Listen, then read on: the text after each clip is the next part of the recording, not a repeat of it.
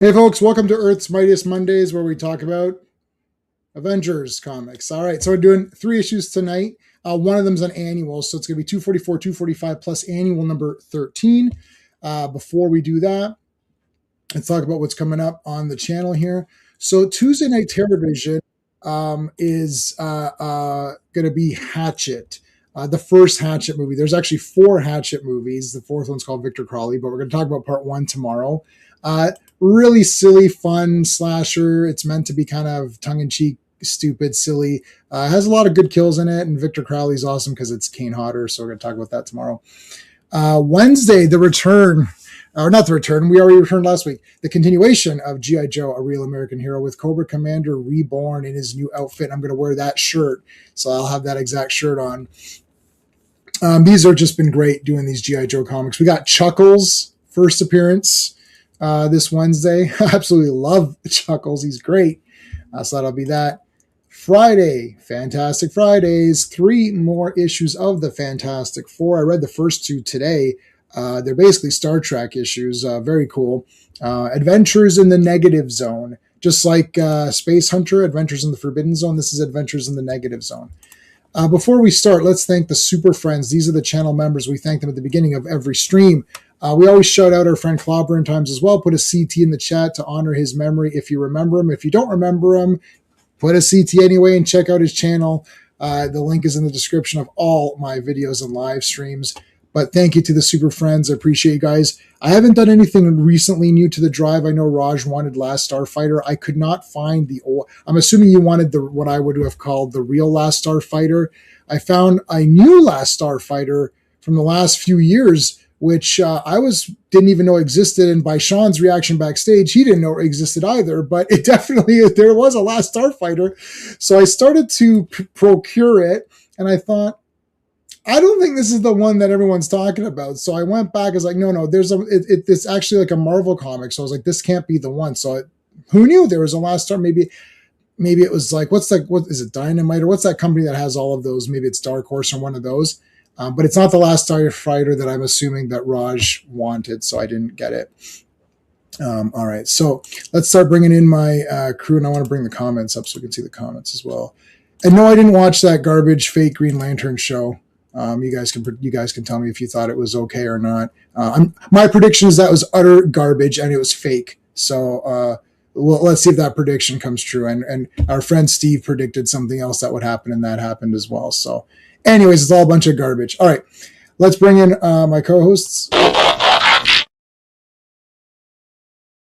Hello. Yeah, that new one came out last month.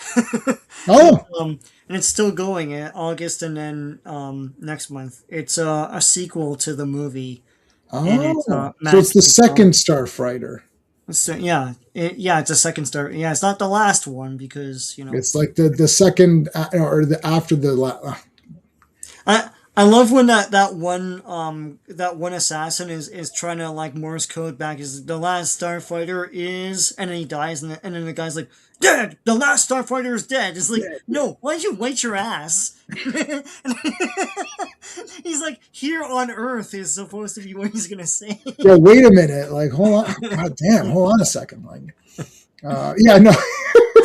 And then so they know the last Starfighter, it's like, well, where was the first Starfighter? Last Starfighter, because the last action hero is like, I won't see this until I see first action hero. I gotta see the first action hero, and then that was not, what was her name? I don't remember her name. Blondie. Oh yeah. She's the first action hero, so we know that. All right, let's bring in our usual co-host on here. Well, hello, Mr. Fancy Pants. Classic. Hey, guys. All right, one more to bring in, our buddy Steve. You ever play roulette? Always bet on black. Hey, what's up? All right, what's up? Joe Dog gave the what's up early. Awful news. I don't know who this is. So there you go. Whatever Joe Dog, whatever it is, I'm with you. Whatever. I don't know who that is. That's the CEO of Paramount or something, or yeah. Yeah, he's merger, Captain Merger. Captain Merger. Well, I'm not sure if there's anything left of Hollywood to destroy. I think this is like this is like I don't know. Like you just got to pick your movie. Nothing's destroyed. Nothing's great. You just pick your thing. Watch every movie that you want to watch, and then just judge that movie. That's the only way to live now. There isn't a guaranteed, like you used to see the word Star and Wars together, and you're like, oh, this will be good, right? That's gone. So that went out the window many, many, many moons ago. So now, if you see the word Star and Wars, it doesn't matter. It's like if you see the word Garbage and Day, you're like, okay, I mean, I don't know, is this going to be any good? You watch it, and you're like, yeah, that sucked, and then you move on with your day, or you don't watch it because you know it's going to suck in advance, and then you're proven correct anyways. Time for Bollywood to take over. Bollywood, listen, all of Bollywood, because Bollywood is still trying to make movies for. They're like, I wonder what will entertain an audience. Stop right there. Did you just say entertain an audience? I'm sorry, we can't hire you. You have to go away. It's like, no, I just want to tell this really cool story where there's going to be this really cool hero. No. Stop right there. Right? He smacks guys and they fly into the air and stuff like that. That happens all the time. I'm telling you, if you go watch any of those if you watch the Bollywood action movies on the opening weekend with a full Indian crowd, you're going to have a great time. They freak out on everything. They freak out at everything. It's the best. It's like when you were a kid watching Terminator 2 or something in the theater, right? Like we didn't know when Schwarzenegger said, "Come with me if you want to live." I was like, "Wait, is he a good guy in this?" What? That was like the legit. That was the last time there was a real slow reaction. They spoiled I don't think trailer, that. no? I didn't know. I did not know when I saw that in the theater. I was like, "Oh shit!" And then it's like, "Wait, who's the other guy?" You're like, "Oh fuck!" And in the theater, even as a kid, you knew you're like, they can't beat the T-1000. That was the first movie where, as a kid, you're like, I know they're gonna win, but it'll be fake. I can get because you can't beat that thing. I don't care. I don't remember who I saw it with. Me and my grandfather, who probably knew nothing. He didn't know what the hell was happening. It's like, can they beat that thing? He's like, fuck, no way. He's like, he goes, they're dead. They're all gonna die. They're all dying in this movie. You can't win. The T-1000 is the greatest. That has to be one of the greatest on-screen villains. When he walked through the bars. Yeah. Look, and joking aside, though, when he walked through the bars, you're like, holy shit! Like, and there's that one detail: he can't get the gun through the bars. Oh, that was awesome! It got stuck a little bit. When he's the checker floor, that's cool too. Shit, man. That was awesome. Yeah, they can't win. That entire movie was the first fake movie you ever saw. You're like, oh man, they can't beat. Or he falls in that pit, or whatever. He'll reassemble and come out. Was he flew so all of a sudden he's falling? No way, he's coming back. You can't beat the T-1000. Robert Patrick deserved an Oscar. He was so when he was like, have you seen when he's like saying, it's a good looking boy. I was like, you piece of shit. It's like like that was one villain you couldn't team up with because it's like all other like Darth Vader. Darth Vader is awesome. Every kid loves Darth Vader. He's not the villain. He's the hero. But T-1000 showed up. You're like, you know what? Fuck this guy. I was like, no, screw you, buddy. You're going down. And then I was like, but I don't think anyone can kill you. But I don't like T-1000. He's a piece of shit. Walking around like, oh, you've seen this boy. You're not a nice police officer. You're a piece of crap. Get out of here. That's a great movie, man. Terminator 2, the last good movie. FK, how's it going, dude? Ellison is privileged, spoiled brat. I don't know who it is. Sure, I agree with you. Rogues, he is. How he become a police? Okay, so yeah, we can. You guys can fight it out. J man, I'm just thinking back to watching T2 in the theaters. Yeah. Mm-hmm. When he walks through the bars. And when you first see those dinosaurs in Jurassic Park, I think those are the last two times I went, holy crap, what am I watching? Yeah, no, for sure. Even, Jurassic Park 1, which I thought was horrendously boring till this dinosaur showed up. But when they showed up, it's pretty kick-ass.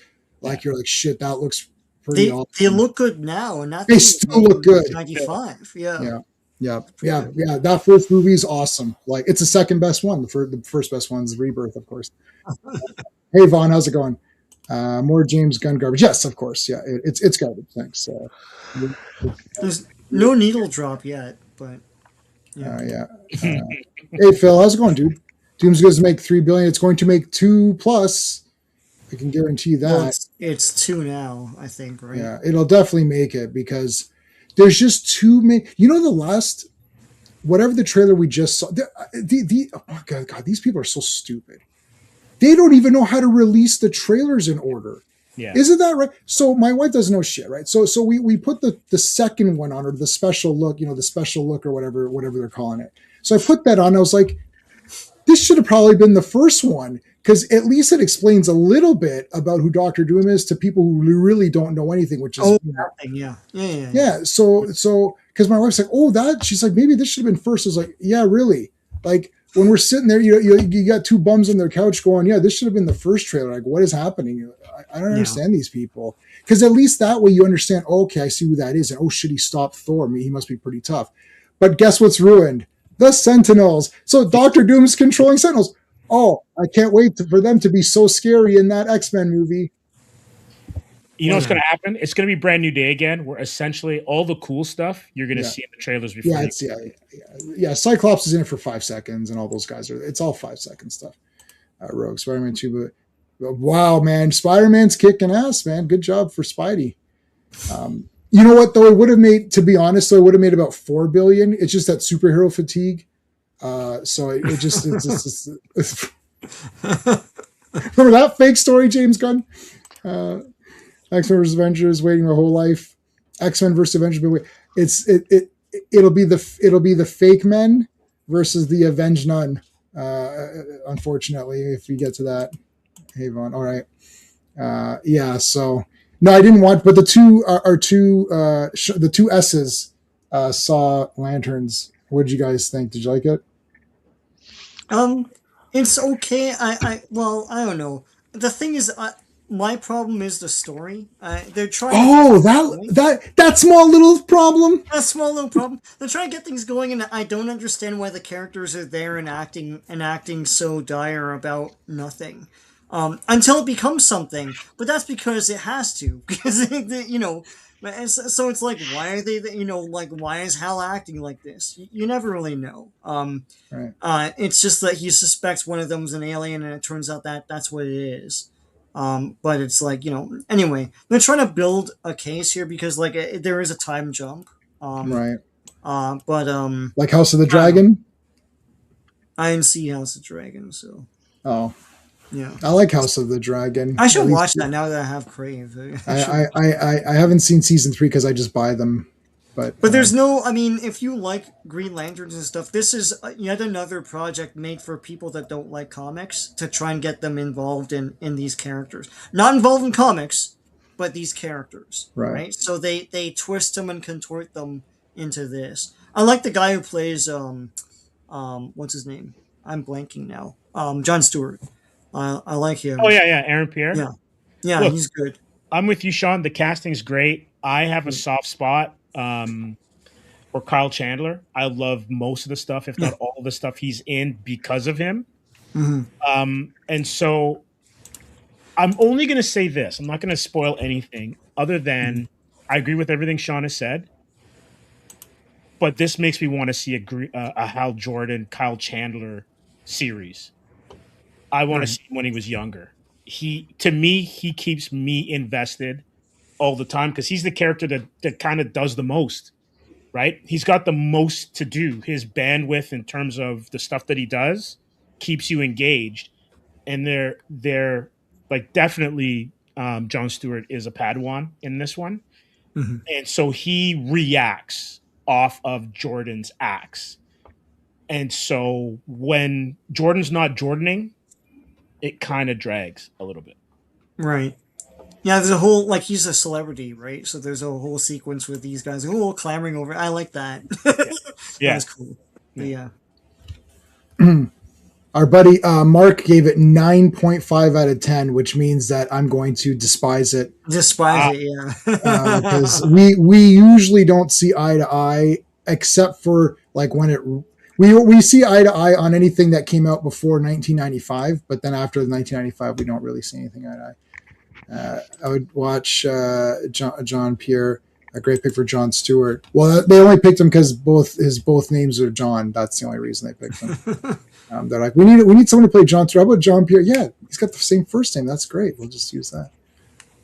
No, so I haven't seen it yet. I'm not going to watch it. Like, I have zero desire. I'm not watching it. Jack Tripper's son is in it too. Yes, that's the first thing. When I saw him, I go, hey, that's Jack Tripper's kid. Hey. No, A is Fonzie. Hey. But I will say one last yeah, thing. yeah, Brandon, they did this to me as well too. I go into these things with no expectations.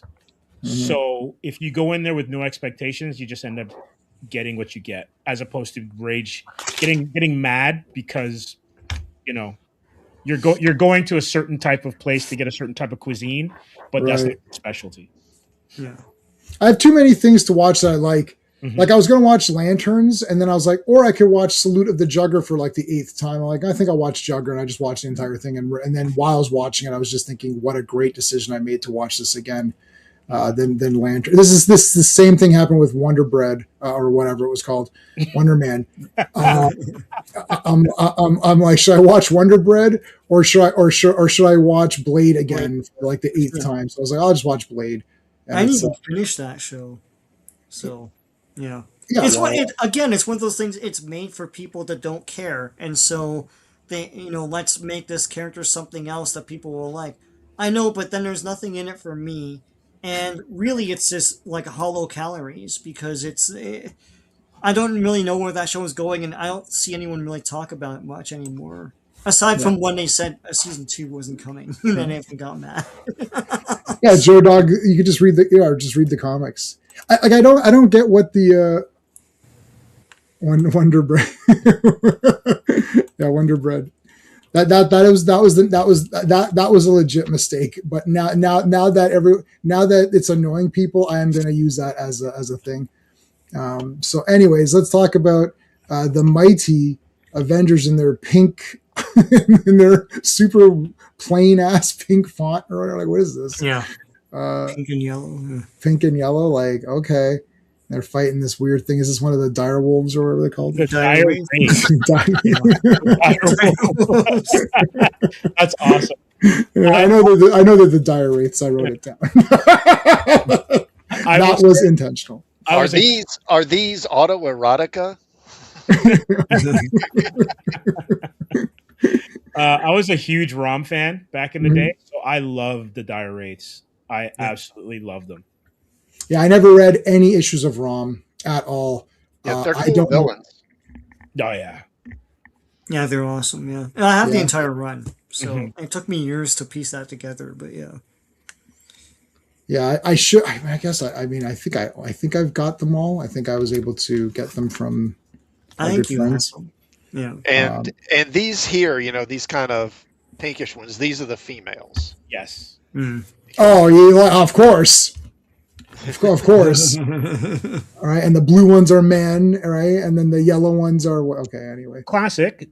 Did you mention on a previous stream that they still can use the dire wraiths, Marvel? I don't know. I don't remember if I said that or not, but I think they can because I think they've used them in other stories. But they can't use ROM. ROM is not theirs. It was that was licensed. Milton Bradley or something. Oh yeah, that's right. Parker Brothers or somebody. But what was I going to say? In IDW, did they not have dire wraiths in that? I don't know. I didn't read it. No, I didn't read those. But here's the thing. I wonder if that's not a cautionary tale for comic book companies that do licensing stuff. That once you lose the license, you may actually lose something that you've now integrated into your greater universe. Oh, that's the Fu Manchu thing. Right. That even like some of those other ones, like the 2-in-1s, you've lost like Doc Savage, like that issue can't get reprinted now. There's like a whole bunch of weird shit like that. Oh, the Microverse and Captain Universe and all that stuff. Yeah, because they can't use like Biotron or Baron Karza. Or any of those that were obviously modeled after Micronauts toys, but they could still use some of those other characters like Bug and Huntar, So Phil's saying only ROM himself. Yeah. Yeah. So does that mean they have the Space Knights as well too? because they had to make the Space Knights, Yeah. right? Yeah. I Well, think no, ROM Space Knight was the name of the time. right, but visual Space Knights. did they have other Space Knights before?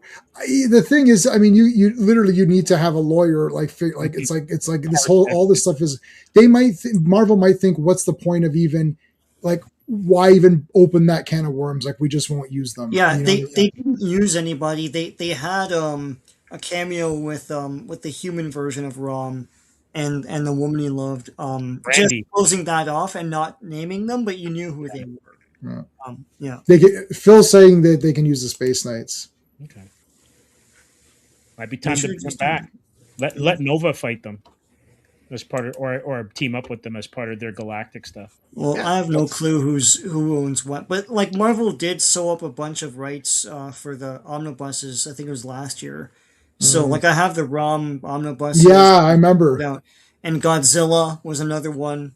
That was a holy grail. So and Micronauts was another one. Yeah. So I don't know if they still have publishing rights. I like but how we're uh, like trying to figure out if they have the rights to something that even if they did a comic today, it would be utter garbage. yeah. It's like, I wonder if they have the rights so they could ruin ROM. That would be something cool to ruin Yeah. that they haven't ruined. Like, okay, so they have, let's pretend, here, I'll give them the rights. The next ROM comic's going to be awesome. It'll be shit anyway. So what's the difference? If they No, have the rights? Marvel must have made some sort of deal with Hasbro, but the thing is that like they didn't make a deal to make new ones because we don't have new ROM stuff. Right. Like something happened with Indiana Jones where now suddenly they're publishing the comics. It's been 14 years since Lucasfilm got bought by Disney. Yeah, they're doing the Only now omnibuses of something the old comic, but they're doing a new Indiana Jones comic. They're Yeah, probably well, getting desperate for money, and they're just trying to Yeah. figure out any revenue stream they can find because they're in debt. It's Jason What? Aaron, by the way. But yeah. Yeah, so Rob on Rob's podcast, he had mentioned that DC now has 9 points over Marvel in the industry or whatever, which is like the first time that's happened like in the history of ever. That sounds like it's like Marvel was top cow. Like, Yeah. sorry, because top cow's a thing. Marvel was the top. You weren't Top exactly dog. top cow. Was the top dog, top dog, and then DC was second, and then you got the small guys on the bottom or whatever. But man, can you imagine DC? DC still has some decent comics. I still like Action Comics. You know, I like Superman. Batman's piss, but the other ones aren't too bad. But DC on the whole is producing better comics. On the whole, for sure. Like they're blowing Marvel out of the water when it comes to actual comic books. Imagine if the film division was on point. Yeah.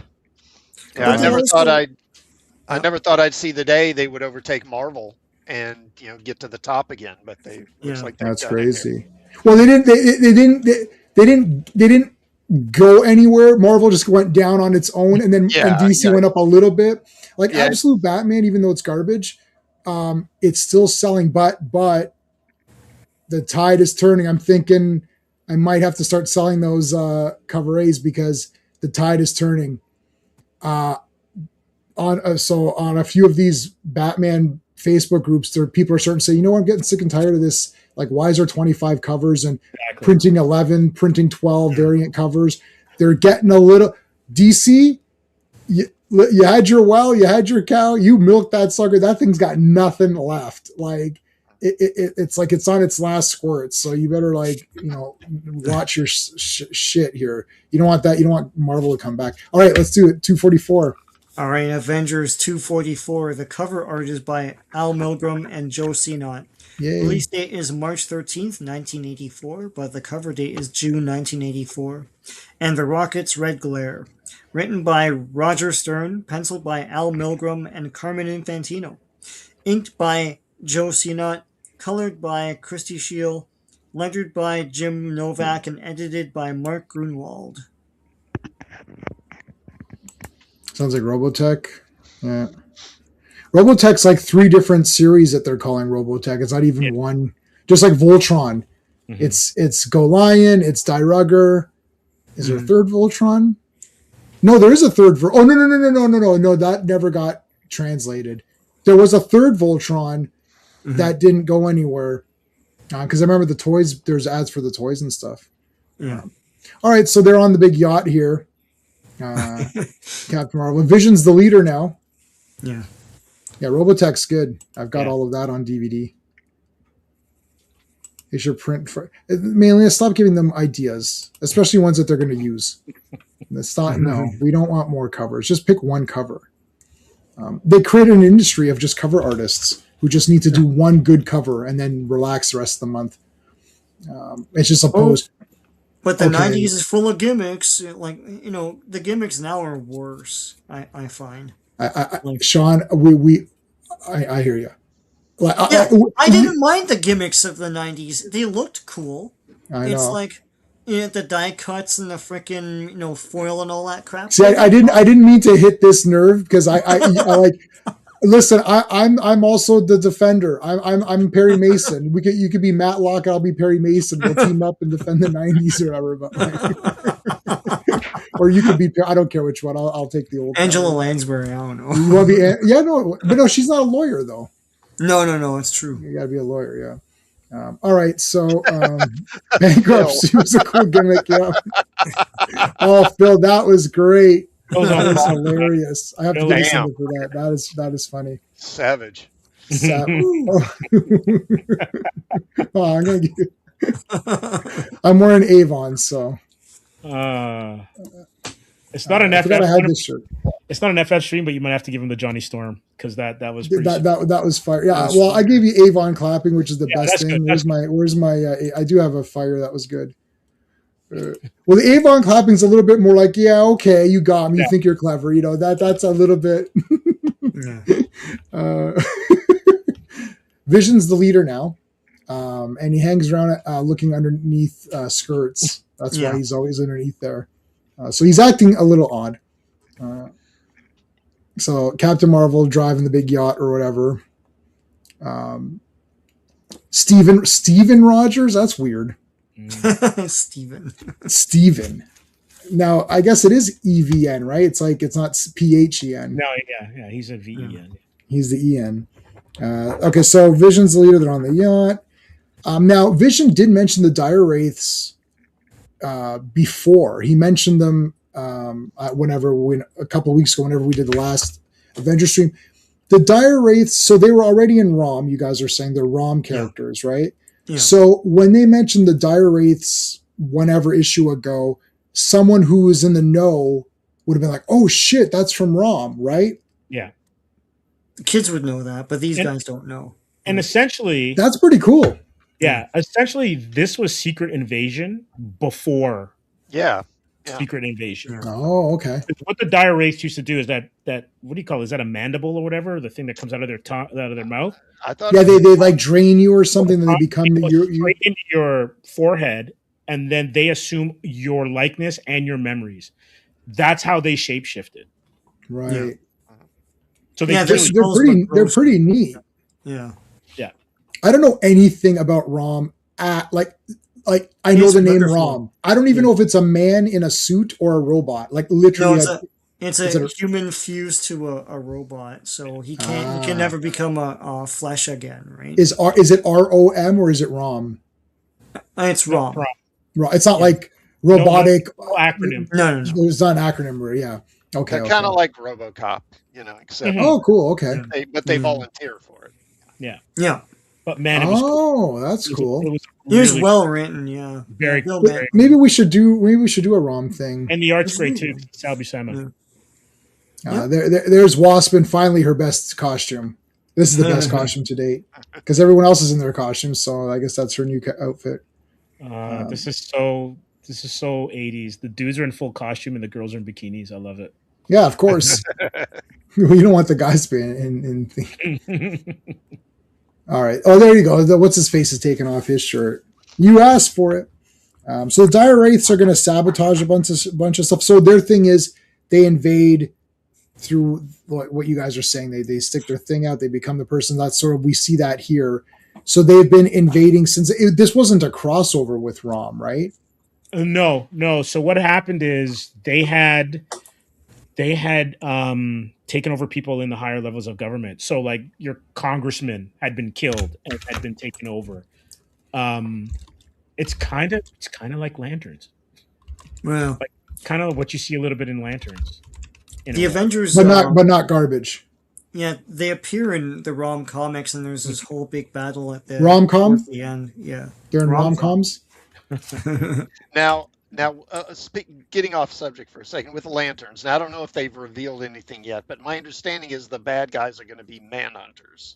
I think that's what in people were this. saying. That's what And I'm saying. so I guess they're doing some kind of takeoff on Millennium, where the manners have replaced people. Or Maybe. something. Yeah. Maybe. That's like my first Batman comic was that Millennium thing or whatever. Yeah, which but I without thought all everyone the said Rangers. sucked. Did everyone? Nobody liked that, right? Or am I wrong? On No that? one likes it. Yeah. Yeah, no one Oh. likes it. Okay, I thought So so. of course that's what they picked. So. Right. Classic. You know what it is, though, right? It's the hubris. It's like, we can make it good. Make Maybe. it better.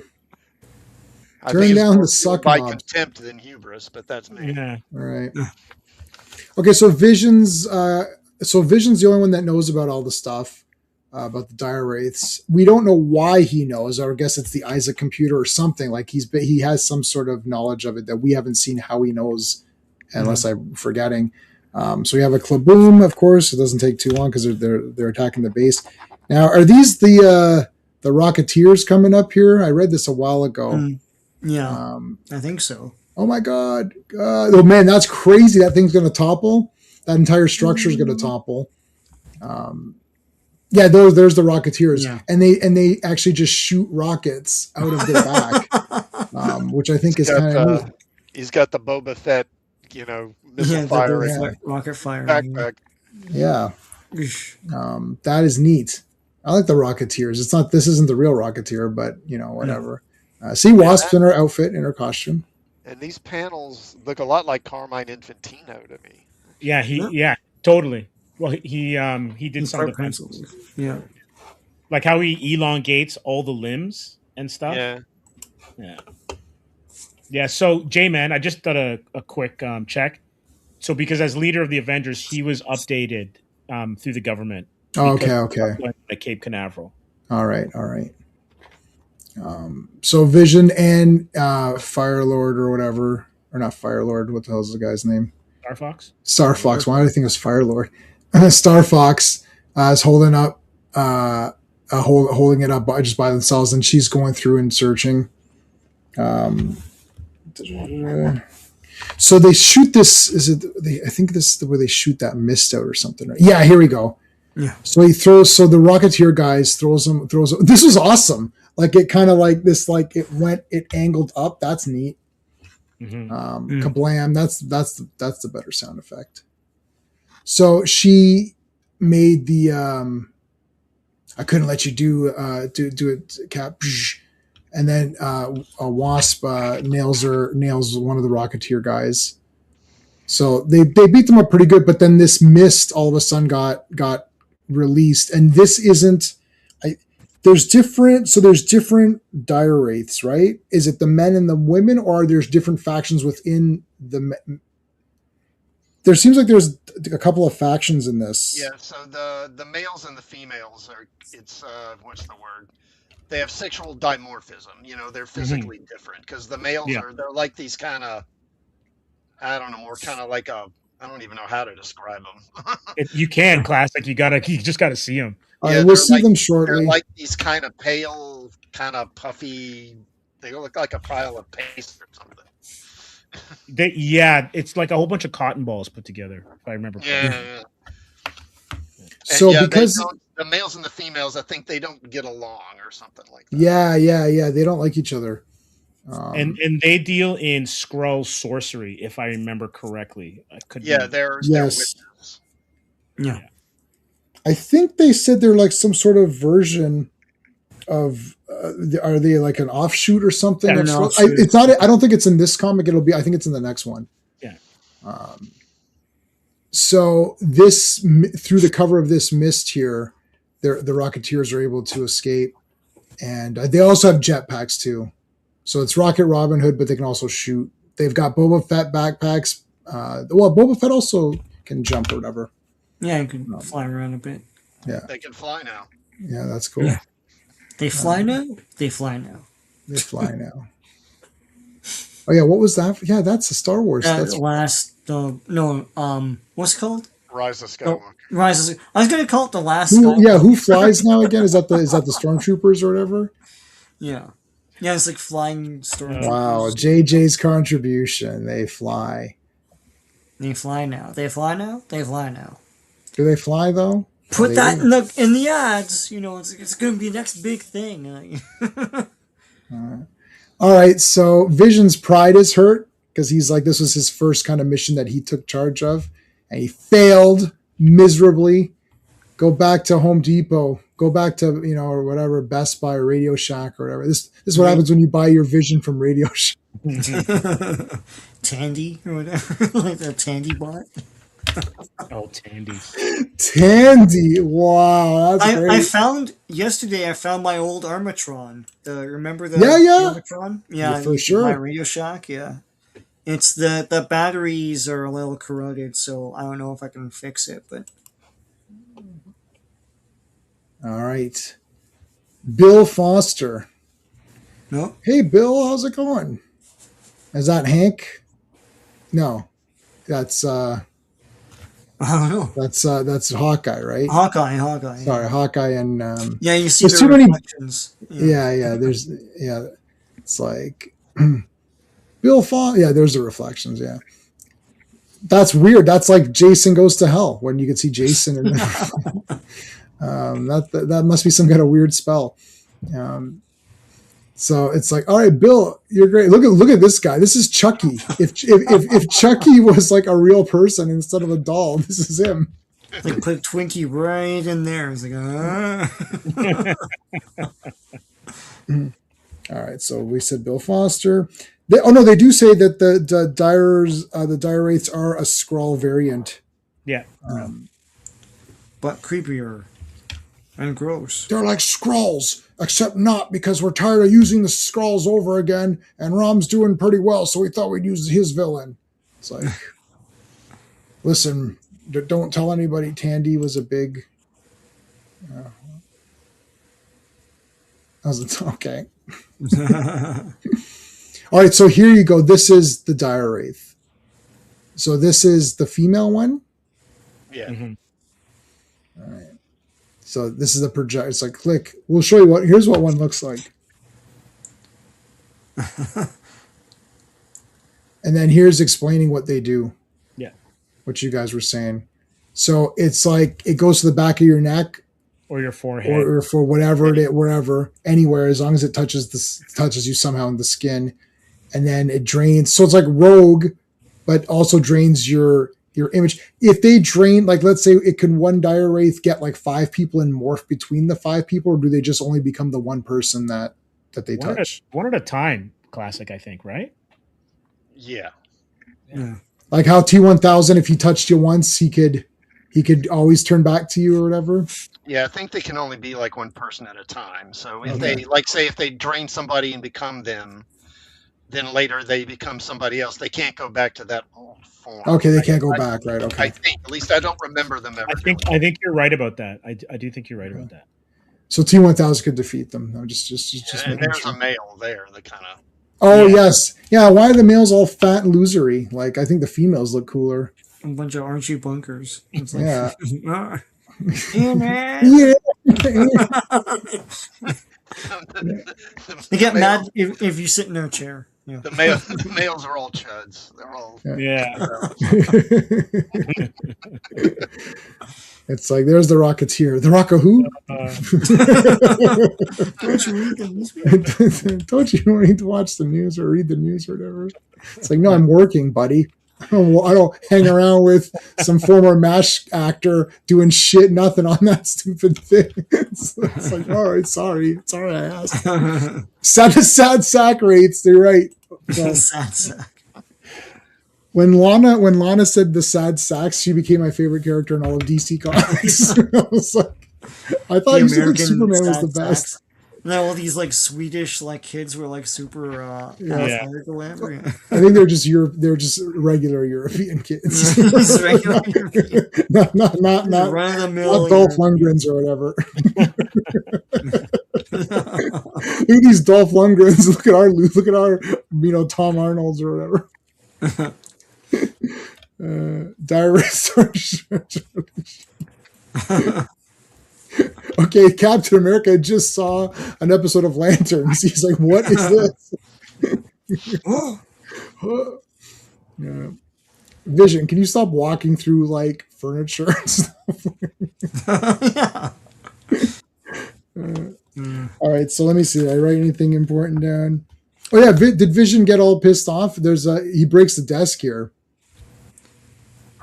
That desk, in his defense, that desk did roll a high initiative and it was about to attack, so he had to preemptively, do an attack on the desk.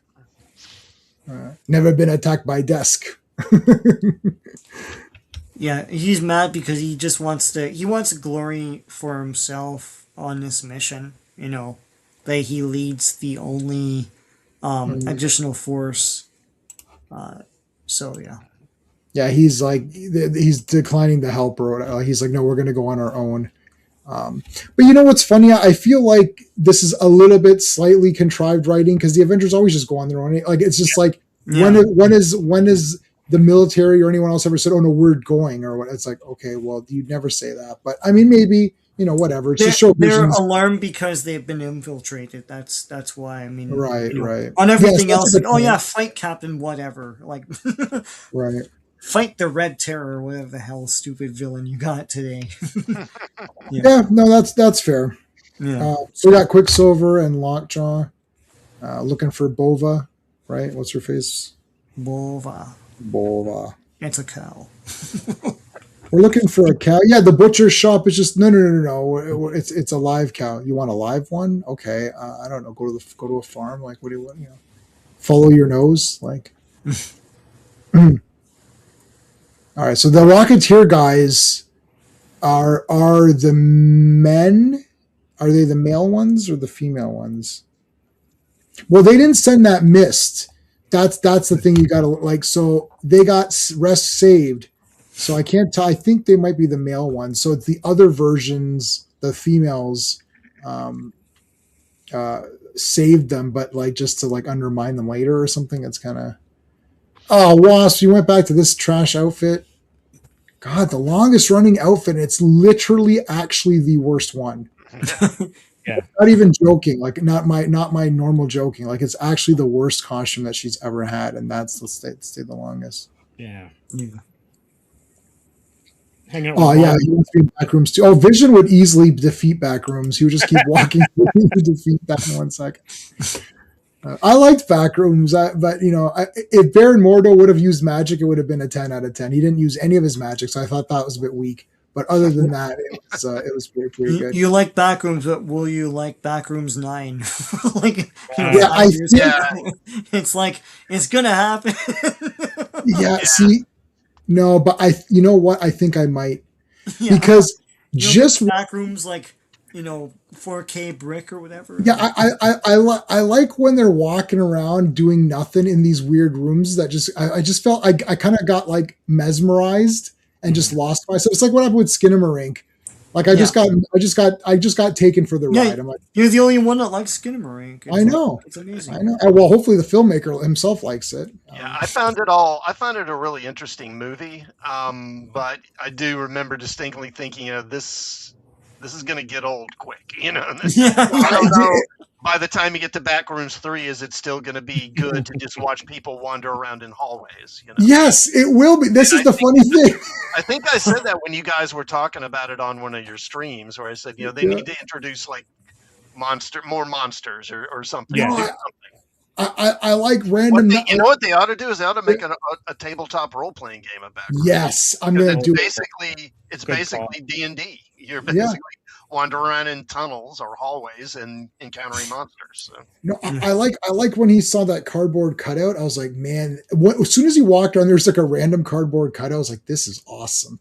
I don't know. I really liked it. I thought it was very cool, man. It's just like nothing's going on. They're just walking around. I wanted more walking around, like just of nothingness, like just weird shit. Like why is there like that Skinamarink phone, which we saw We saw it. Yes. Someone was selling that Fisher Price phone at a horror convention. I was like, "Hey, you're selling this because it was in Skinamarink," and the girl's like, "Yeah, yeah." I was like, "I caught you. Yeah. I got you. Thought you were being clever, but you didn't. It didn't escape me. I So- knew you."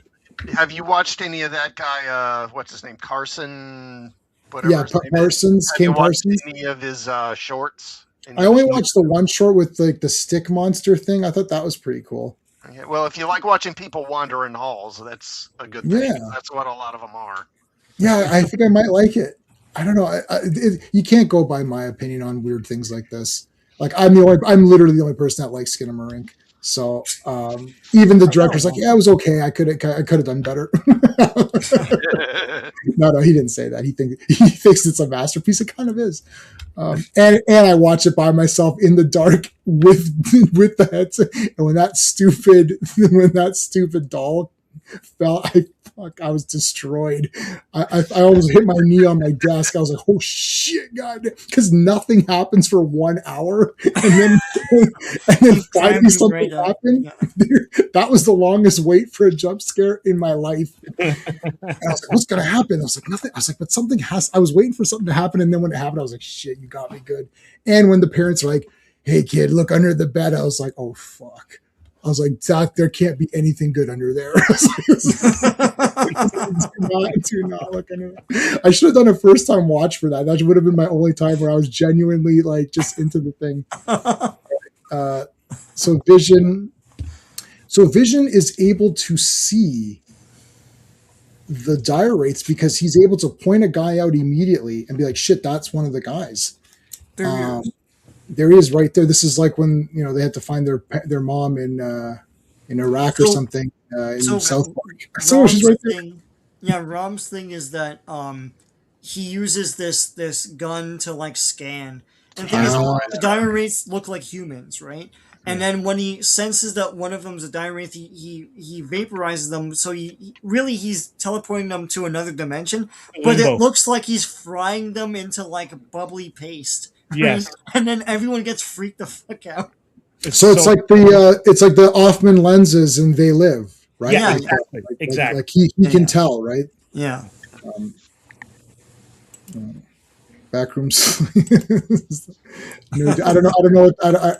We're not gonna get into that. No, don't go. Oh, that's the guy that beat up that. Yeah, okay. Don't go there. Don't go there. Well, yeah, there's more to it. Is there more? No, don't. There's less to it. Forget it. Oh, there's less to it. Yeah, Vision is here to chew bubblegum and kick ass. And I'm all out. I could just see Sean in the interrogation room. There's more to it. No, there's less to it. I know everything. I know nothing. I'll look it up after and see. I would drive them crazy. I would turn the tables. No, they wear you down. They repeat ask the same questions 4,000 times until you. Oh no, I watch the murder shows. I like those. Yeah. Yeah, where they show the full interrogation. There's like I would just confess immediately. Look, it's me. Can we just move it on? I don't have time. Like, I'd rather I just whatever you think it is. Sure, it's me. Let's just move on. It's kind of interesting that Vision has basically the same technology that Rom does in his Vision. Well, he's Vision, but got to use those peepers. Yeah, so you've got this I guess Earth construct that has the same technology or capabilities as an alien. Do you think Isaac could have given him that in the upgrades? Remember where he was upgrading him or something? Classic. Maybe, but I don't think it's the same. I think he's got you can probably see an infrared, or something like that. And so I mean, they know that they're looking for wraiths, right? So if he just saw these things, he'd probably be, what are those? He doesn't know what would know what wraiths are. So I don't know if it's the same, but it is good enough that it can see through their disguise, obviously. Yeah. And they're actually becoming the person because they're doing stuff as the person. It's not like we're seeing them. Like, I don't know if you guys, there's the Slitheen in Doctor Who, the Ninth Doctor fought these they're like green pudgy weird looking guys, and like they actually wore physical skin and then when they wore the skin, they magically like got smaller and fit in the skin. It's almost like Hellraiser, and then they would just be those people, right? Classic. Were the Slovene the one they look like big infants? Yeah, they look like big. Yeah, they look like pudgy infants or whatever. Those guys. Yeah. Yeah, and they could wear skin, but then when they wear the skin, they become the actor. So it was fake because if you're wearing their skin, it'd be stretched around them, but they just morph into the thing. Yeah. Like Jordy and Data Vision. Yeah. Jordy Vision, Data Vision. Discussion. Yeah. That's kind of like that. Yeah, like Leatherface. Yeah. Leisure Hive, yeah. Oh, you know what I just watched was Frontios. I've been watching all the Fifth Doctor ones. The Awakening. Awakening is awesome. And Frontios was like super awesome. That's those stupid whatever the hell they're called, tractors or something. I don't know what they're called, but those guys were freaking awesome. They're these fat bugs. They're so gross. I'd smash their heads in immediately. It's just like they're a great villain. All right, so here comes. So they're going to get the guy, but he looks normal. But Vision is like, that's the man. He's the bad guy. Here comes Sandman running in the background there. Oh no, it's not Sandman. It's this pumped up guy. Now this is the guy who was the head of the. So we thought this guy was a good guy, right? So they had infiltrated this rocket base or whatever. So this guy's going to steal the rocket. So we thought he was a good guy earlier, and then it's a big surprise that, oh no, he's really a bad guy. And there's the oatmeal version, the oatmeal diorites or whatever. It's weird though, because they're normally white. In the ROM comics, they're white. Yeah, they're this kind of pale, yellowish white color. Now they just look like Ben Grimm. Early Ben Grimm. Yeah. Then they blow. Then he escapes in the rocket, and Captain America headbutts this guy. Looked like he was going to headbutt him. What are you? I'm a dire wraith. Sorry, what are you? I'm Captain America. Yeah. All right. Captain Marvel goes after the dire wraiths. I like this cover of like just like super like shooting the audience here. It's very cool. Speaking of the neutralizer. Yep, that's it. That's is that it right there? That's the neutralizer. I did not know. Yeah. I did not know. Frontios is great. Yes, it is, Peter. Yeah, Tractators. Yeah, I'll never remember that name.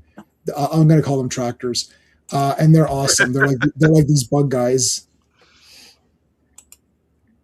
They look like animated feces. Well, I guess, yeah. Well, it's like that's a very light brown. I guess, yeah. It's like you can look at the poo color chart and see what they, if they're normal or like, you know. Avengers 245. Captain Marvel is not alive. The cover art is by Al Milgrom and Joe Sinnott. Release date is April 10th, 1984, but the cover date is July 1984. Bombshell is written by Roger Stern. Penciled by Al Milgrom. Inked by Joe Sinnott. Colored by Juliana Ferreter. Lettered by Jim Novak and edited by Mark Grunwald. Now we've got the crummy font again. I don't like this font. It's like generic font. Yeah. Bombshells. Not DC bombshells. All right, so Captain Marvel is going after that rocket. So this is the guy stole it from the Space Center or whatever it was. Oh, how come I can see that on here? Normally I don't see the icons. Yeah, it's weird. I wonder if StreamYard. Oh, great! That's gonna be an extra $50 a year. You can now see little emojis. It's like, who gives a shit? Give us feedback. Yeah, your prices suck, and then they never respond to you. All right, so she's going after the rocket ship. There's the they look a lot. This front guy looks a lot better. This guy looks like he's been working out. Yeah, that's more. Yeah, that's closer to what they normally look like. Oh, okay. There goes Monica Rambeau. Captain Marvel. So I think was Wasp in there? Jan was caught on the rocket, right? She's in there. Yeah, she's inside or whatever, I think. She got caught up inside. Like that fly that gets in your car in the summer and can't get out as you're Oh driving. man, Even when you open the damn window for it. Even. I had a spider on my thing while I was on the highway. I was like, great, how am I going to take care of this guy? But I was able to take care of him. At least you don't have a fear of them. At least you don't have arachnophobia. No, I deep down somehow I think I might get spider powers, even though it's highly unlikely. So I'm only scared of the animals that won't give me powers. Right. So after watching the Ant-Man movie, I was like, man, ants are awesome. And then I actually felt like I don't kill ants. We'd walk outside, we'd see ants, be like, oh, let's look at what they're up to and everything. I don't know. Controlling insects would be badass because everyone would be scared of you. Because that's the grossest thing ever. Like that, everyone hates that the creep show one with the creeping up on you, where the bugs are behind him and like wherever he turns, they're like he can never see them because they're on the opposite thing or whatever. That was great. Even that scene in Temple of Doom when he's going out of his room and he's Oh going. yeah. I told Sean and Steve they're dead. Like if I was Willie Scott and it was Sean and Steve getting, I'm like, sorry guys, it's over. Like there's zero. Dun, dun, dun, dun, dun, It's like, we are going to die. Yes, you are. we are going to die. You definitely are, guys. I'm safe over back here in the hotel. You guys are gone. You're gone. I'm joining Kali. I'm joining the Kali cult. Yeah, no. You guys are dead as hell. There's no. I wouldn't let if you were gonna. I would save you. But other than that, like that would be the end of that adventure. So yeah, I think this adventure's over. What about the kids? They're good. Someone else will come along. I'll let the authorities know. It's like, yeah, those kids are dead. Like it's not happening. Willie Scott is one of the bravest characters in all of cinema. They're crawling all over. I was like, F this. That scene is awesome. What a great, it still works pretty well today. I didn't finish the Ahsoka one because it's garbage, and Starfighter, yeah, maybe I'll see it if Sean wants to see it. So no. Okay. No, don't kill his manliness. That's not right. Muhammad Kali. No, Kalima Shakti De. Give me the power. Oh man. Oh, I'd love to join Mola Ram. He's like, you would join us. I'm like, okay. Oh, but we got the blood. No, I'm good. I'm good. I'm with you. Like, yeah. That's 5 stones. Woo! Let's get those 5 stones, baby. Let's do it. The catacombs. The catacombs. Yeah, I love it. Oh yeah, he's the best. Amrish Puri or whatever. Okay. Amrish Puri, yeah. So Wasp is in the rocket, and that Dr. Kath, or what the hell was the guy's name? I think I wrote it and scratched it. It doesn't matter. That guy was the bad guy. We thought he was like a good guy. And I mean, because these wraiths can be anybody, it'll be hard to tell like who it is, right? So you could, do whatever. So Wasp is in there, meets up with Captain Marvel, and like, okay, so is this the gun you're talking about? No, that's not it. It doesn't look like that, but I'm assuming that that's what they're trying to represent from what was on the cover. So there's the Wraith Sisters and the Dark Wraiths. I think those are the two. So are the dark wraiths, I guess, are the men, right? I don't remember. Yeah, or can there be male and female? I feel like I kind of, okay, so I was writing my notes, but I think my notes might be wrong because I confused, for some reason I missed the gender element to it. I think the two factions are the Wraith Sisters, which obviously would make sense that it's the women, and then the Dark Wraiths are the men. But I thought that they were just two different factions, but I didn't realize that it may as well just be two different genders. So maybe I got that wrong. If Phil knows, he can let us know, or who else we got here. I don't know who else we have in the comments, but okay. So these are the men again. So he's one of the men, one of the male ones. Wasp nailed him pretty good here. So is that the gun then, or no? That's still the other gun. That's not the disintegrator gun. No. That's So not the only ROM has that, right? These guys are just using normal weapons. Yeah. They Yeah. look much better here. Space Knights have them. So I just checked it up. The males look like this on purpose. They actually look just like the females. And so they are repulsed by what the females look like, and so take that form. Wow. There's so much to unpack there. Wow, that's crazy. Maybe there's no Scarlett Johansson versions of the dire wraiths. So you say there's no Kimmel gif of a dire wraith? No, there's none of that stuff. They probably I don't want to name anybody, but they all look like someone. Pick your person you think they look like, and yeah, just like the WNBA. I don't know what that is. Oh no, is that the women's basketball? Boom. J-Man, your knowledge of sports has gone up exponentially. Hell yeah. Oh shit, I got that. Nice. Yes. I saw that woman. Almost. I saw that woman like clothesline that other woman or something, and then she took her head off. I was like, holy shit. I was like, is basketball that violent? Like it was like it looked like an Undertaker clothesline. I was like, shit.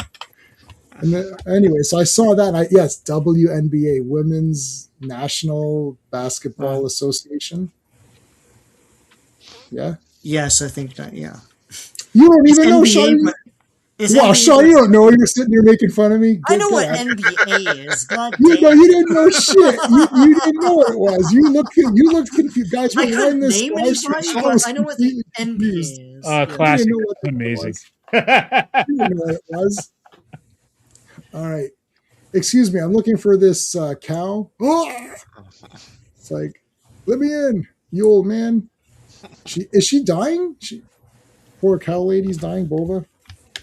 I'm dying. The writers watched Return of the Jedi, and now I'm Yoda. I'm dying now. There is another. Who is it? Oh, it's Magneto. Oh, shit.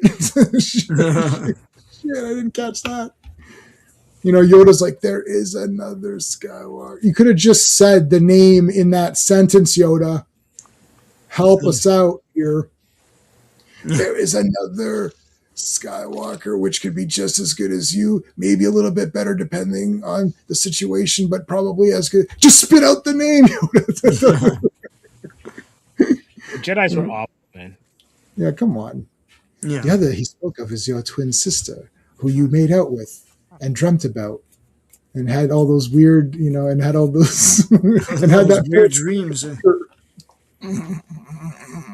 Oh, really? Your feelings serve you well, but do they though? I kissed her. It's like, yeah, don't serve him that well.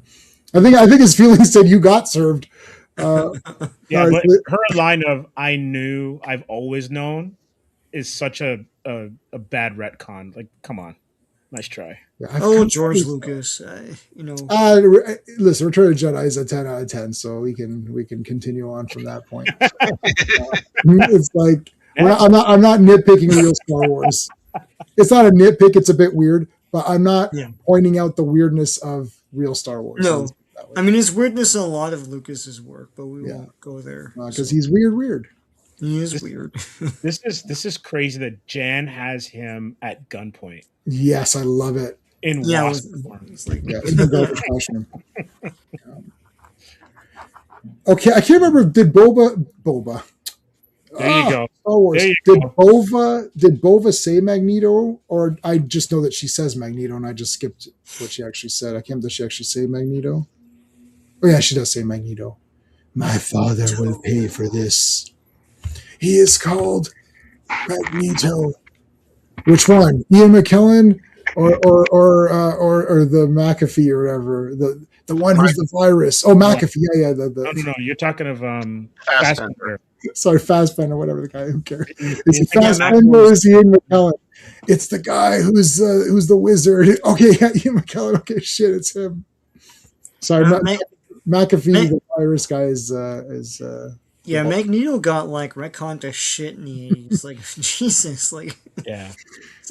and that's what people know now, all that stuff, like the Holocaust and and all that.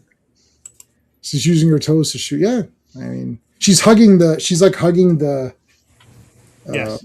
the gun or whatever. Oh, look at that. Which is interesting because they have an archer on the team. Yeah. McAvoy. Yeah, is that not the virus protection thing? Or is that, no, that's McAfee. He, McAfee. J-Man He should do, is running it on fire today. okay, McAvoy should do a commercial for McAfee. I'm McAvoy for McAfee. That'd be great.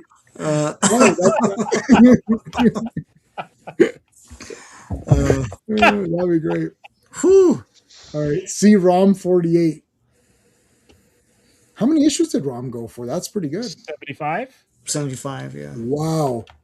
And like 4 annuals. Yeah. Oh, And there's a 2-parter with the X-Men.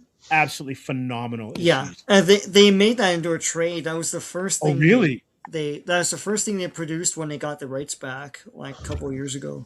That's smart. Makes sense. That is cool. Rom and the X-Men, yeah. Okay, so the Wraith sisters, we talked about them. All right, so now that is the gun that disintegrates, right? Or no? Or is that just No. Fertilizer. No, okay? So it's not. So that gun is not in this comic. it looks like right? a blow dryer. I can stop kind of. asking. Yeah. Wrong. Yeah. I guess so. Yeah. So Captain Marvel comes phases through or whatever. I guess she's light, so I guess she can go through. Well, wait, how does she go through? Is there Through satellite dish. Yeah, okay. Yeah, there's a satellite dish.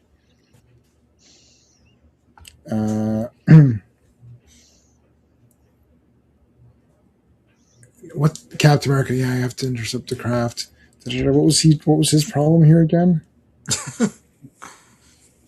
Attacks Cap wants to Cap. go, but Yeah, so the general guy is gonna go is the bad guy. Yeah, okay. So they take off, and Captain America stays behind. I think Captain America wanted to go along, he did. and he's like, "We should all go together." And Vision's like, "No, stay behind." So, I mean, Vision's the leader, and Cap is following what he says, so that's kind of cool. But he is constantly second guessing him, Yes. which he does when pretty much when anyone else is leading the team. So Yeah. I don't know about this. Yeah. Listen, Captain America's the man. Captain. Even when he's not the leader, he's the leader. Are you? Because if Captain America said Vision, that's not happening. Vision would be like, yeah, okay, you're right, it's not happening. Like Captain America can outrank or whatever, belay that order. What shit? No, what happened? It's like motion picture. Yeah. You know, like Don't fire that torpedo. Like, yeah. I liked that guy. He was pretty nice since his job got destroyed. Like, you know, they're like, yeah, Kirk's back. Get off the bridge, buddy. Different gun, yeah. Okay, so yeah. The sad sack rates don't go to Radio Shack. Yeah, sploosh. Yes. Eros is underwater. Does that make him starfish? Yes, you're right. I guess so. Yeah, I think that's correct.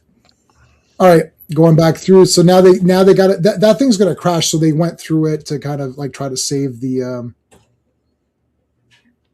So this is the general now. So he's bad too, I think, right? Okay, those are the women. What the hell are they doing with the men? Human, you have nothing to fear from our Wraith brothers. As you can see, they are all expired. Like, what are they doing to them? They're like filling them full of poo or something. Liposuction, I guess. I don't know.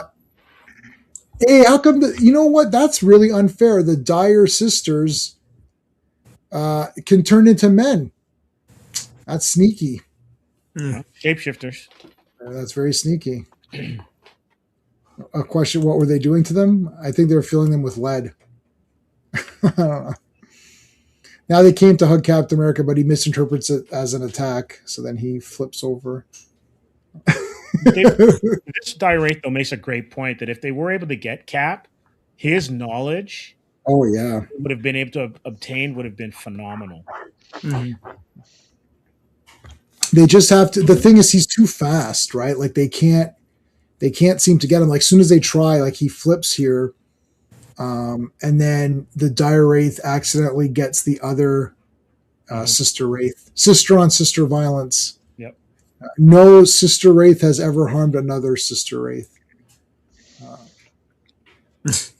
Meanwhile, Wasp is like sitting on the gun here. It's so ridiculous. Yeah, it's kind of dumb. This is so ridiculous, man.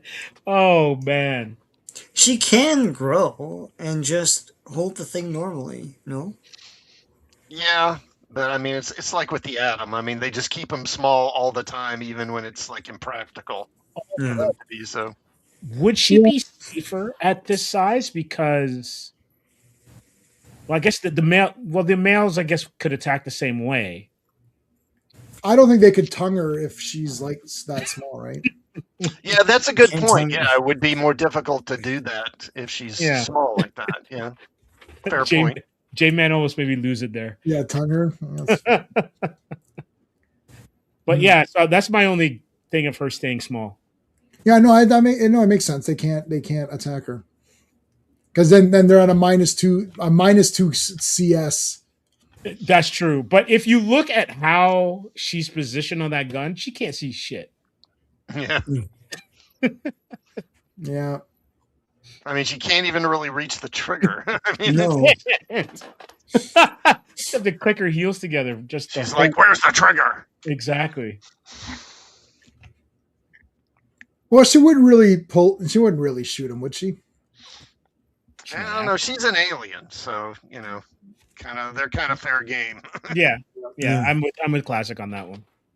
Yeah, aliens don't have rights or whatever. No recoil. Yeah, Good point. but she has the strength. She has more strength when she's small because she's compressed but retains the strength, so that increases it, right? Or she has her same strength, so she still has her same strength. Strength, but she doesn't have what's the word I'm looking for? Mass. Not just mass, but also like the she's not friction. stabilized. She's not friction. Yeah, she's not like, yeah. She needs to have something like if she was standing, she could absorb it or whatever. She'd be bracing herself against. Yeah.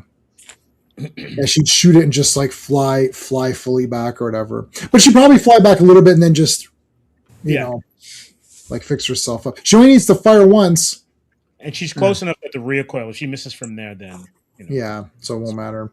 All right, so they attach the ship. We've seen this in many sci-fi thing. Didn't work for Seagal.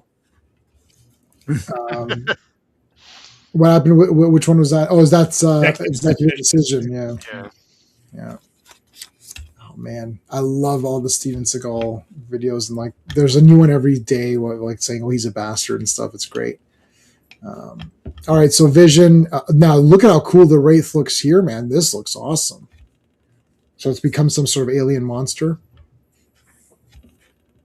Yeah. It's like going to attack Star Fox. Vision looked like he was doing the Matador thing or whatever. Versus like, it just, I don't know, it just looks weird. Like it's like he moved his cape and it got away. Vision did an Olay. That is so. He didn't do anything to hold him back. Star Fox has got this. I don't know why this guy needs to play Sudoku right now. Like I when guess he just phased and let the Wraith go through him. Yeah, maybe. That actually would have been great because that catches him off balance. Because you don't. Yeah. Like you're gonna be like you're looking to try to be strong and you're like, whoa, because it's like you're putting too much force behind it. That's pretty cool. And now he's gonna choke slam him. Oh, there goes he getting sucked out.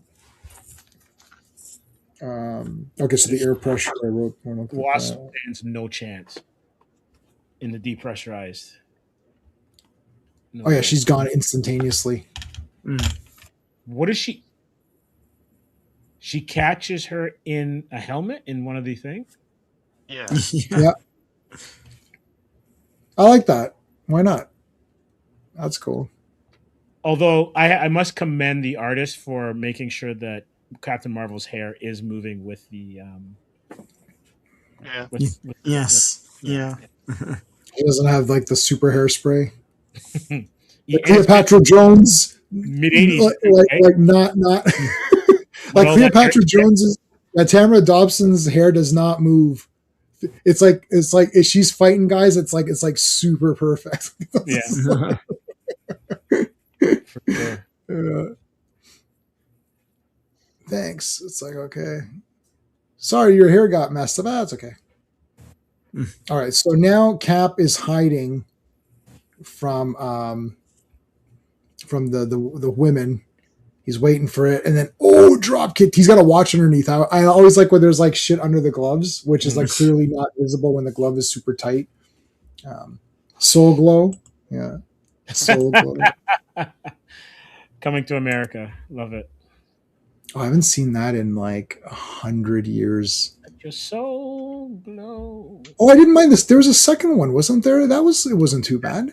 Yeah, they did it. It was just a few years ago, wasn't it? Yeah, I don't think that was too bad. I think I watched the second one. That was all right. It's kind of like repeat a bit, but like same beats, the same beats. I mean, you can't come to America twice. It's like you like, I mean, whatever.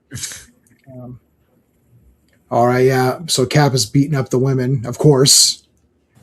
But he believes in equality. So, hey, Phantom Outsider.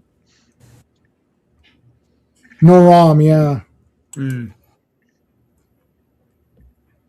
It did say see Rom issue, whatever it was, 48 or something or whatever. So, like, it did mention Rom in the thing. But I didn't know they were Rom specific villains. Like, I just thought they're just bad guys. So, I mean, what the heck, man? They got nailed here. Like this woman got nailed from behind, and is like Wanda? they become. Is that Wanda? Or is that Cap? Wanda. No, I think Wanda. Are you all right? So she hexed the door. And then here they tried to tongue the shield, or so and then he blocked it with the shield, and then she shot her hex powers.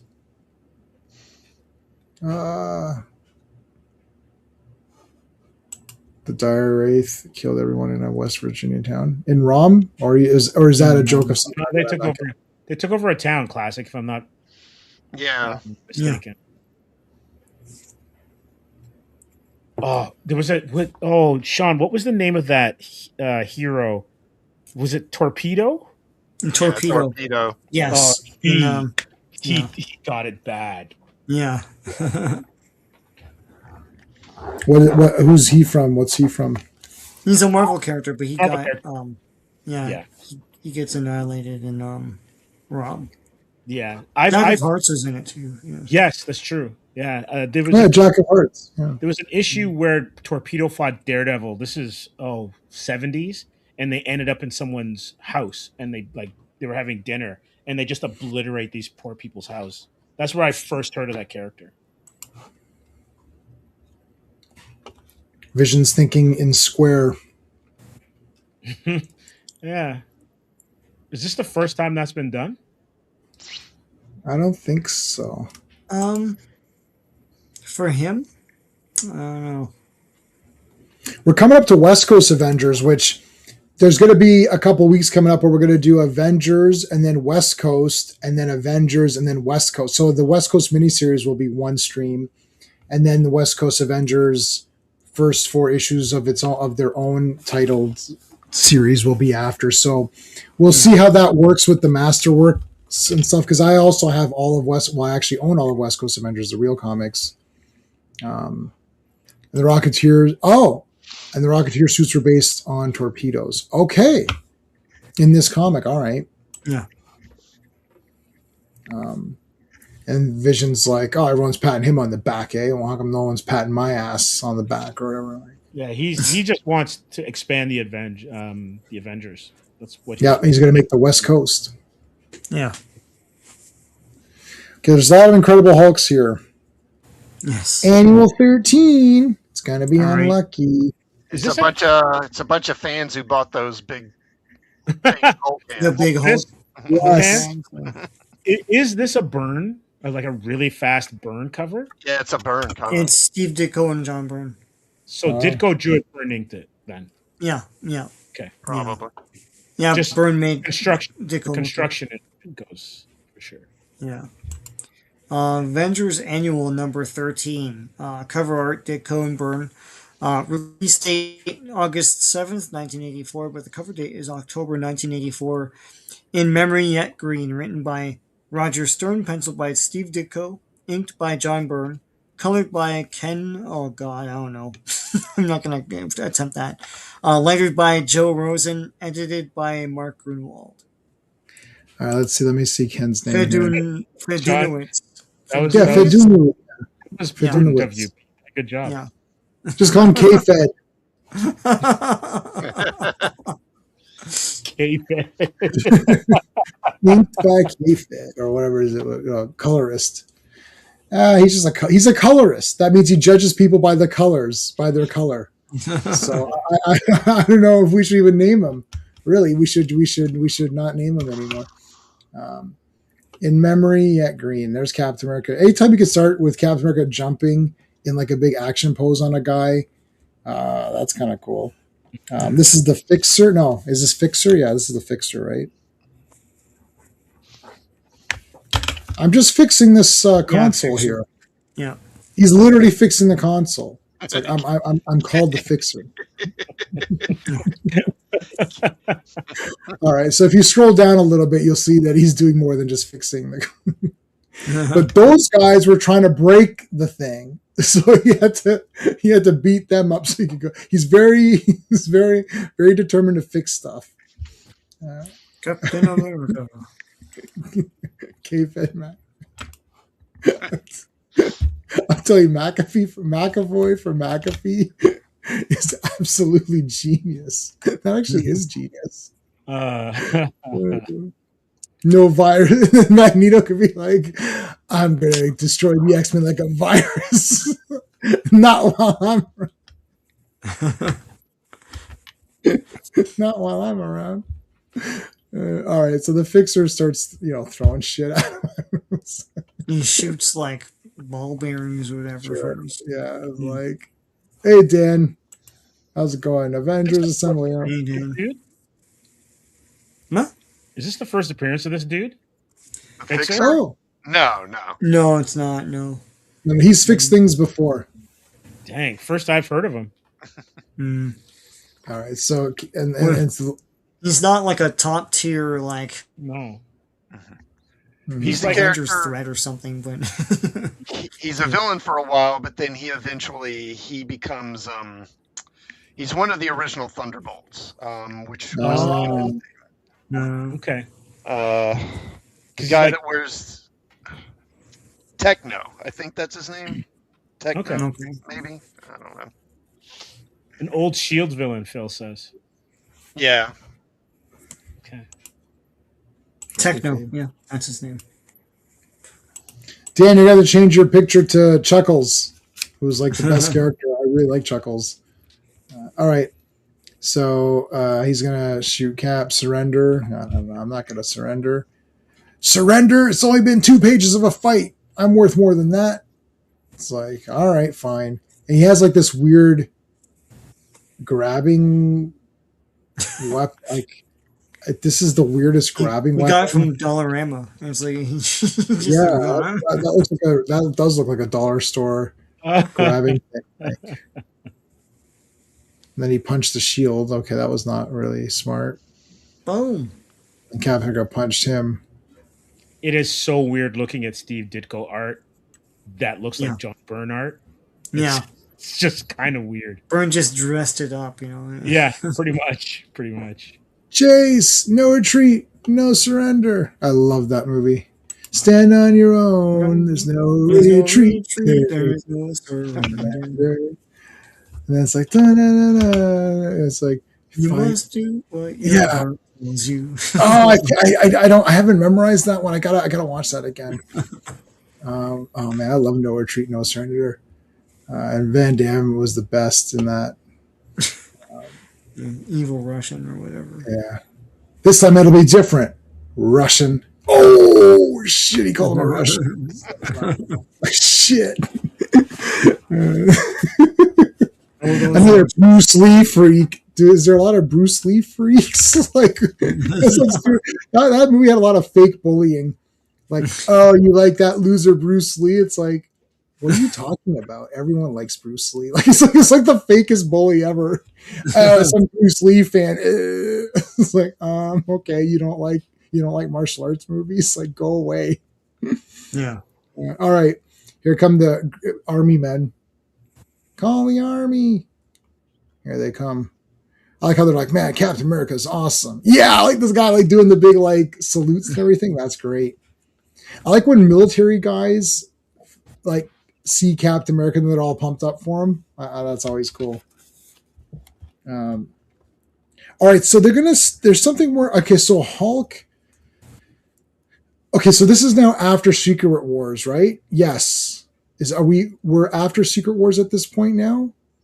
Yes, because or no, have we gotten to Secret Wars in this yet? They got taken. Yeah, the Beyonder sent that, that. And then they come right back. Okay. And they came right back. So we're definitely, this is after Secret Wars. So Hulk is he's back to Savage and abandons all of his projects or something. Was that it? Yeah, because he's in the Crossroads. Okay, when he goes fully Savage, he ends up at the Crossroads. Okay, what's the Crossroads? What is that? It's kind of like an interdimensional kind of place, limbo, kind of like Limbo. He's sent there because Nightmare has essentially been tormenting him this whole time, and he actually ends up fighting.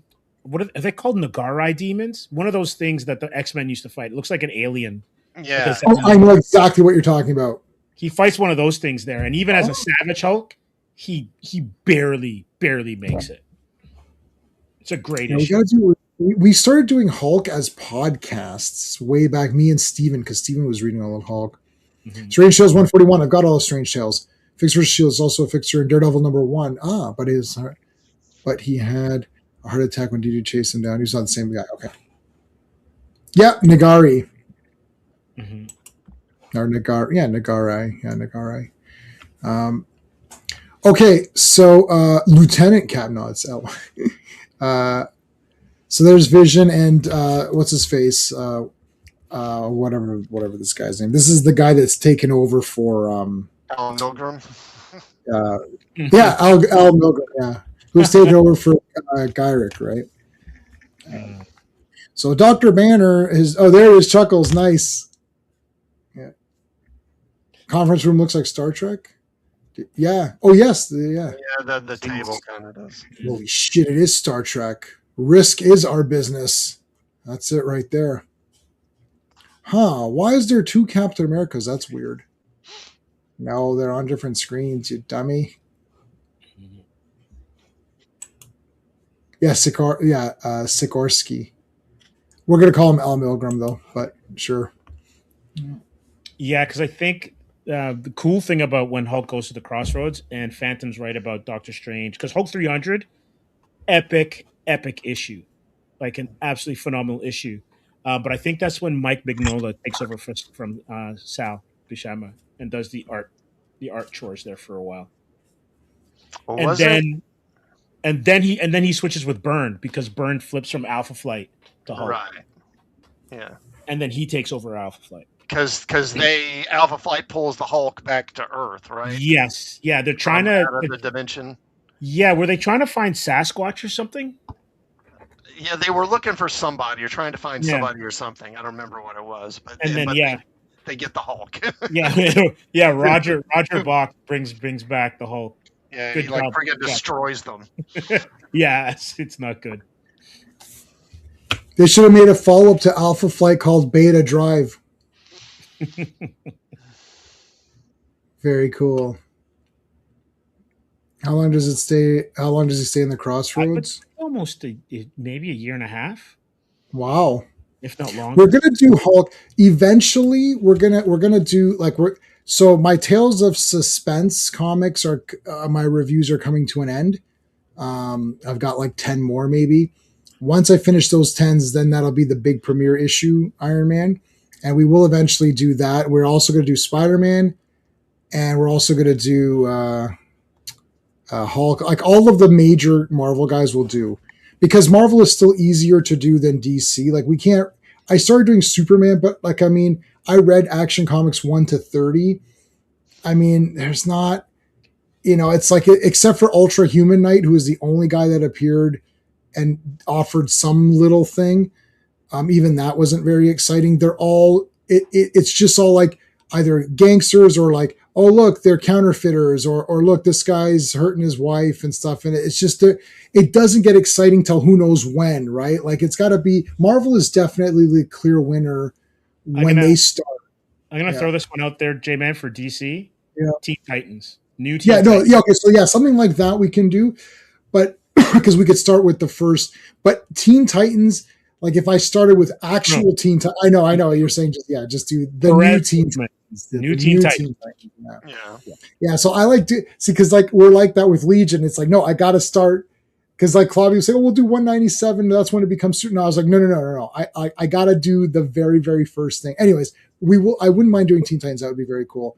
But yeah, we'll do the Marvel guys and stuff. And then I was even thinking of reformatting everything to just be like all the streams will just be the one thing.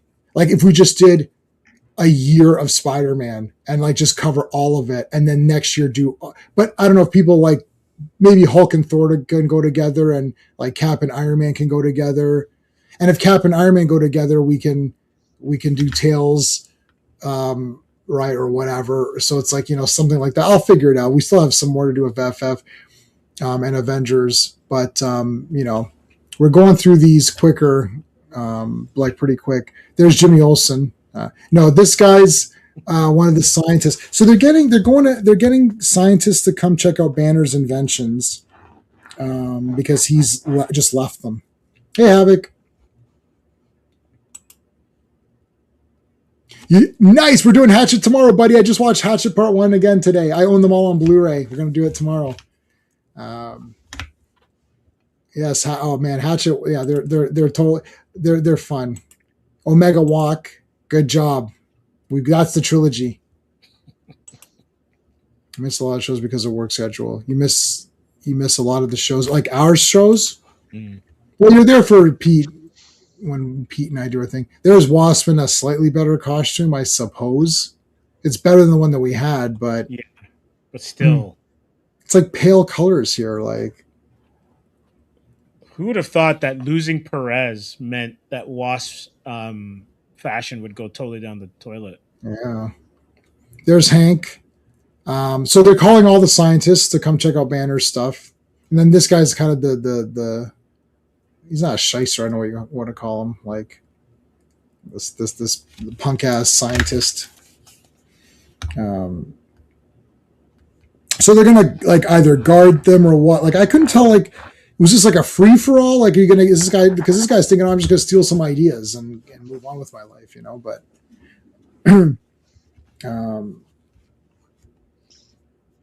so there's Thor, there's Hank, two Hanks.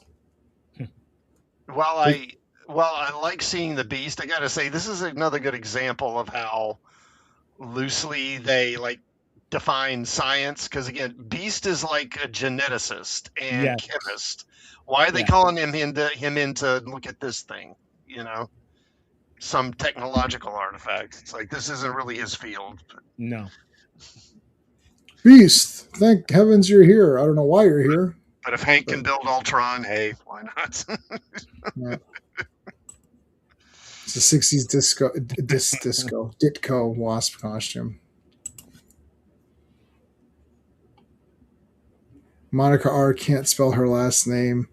It a great character that Marvel seems to not know with.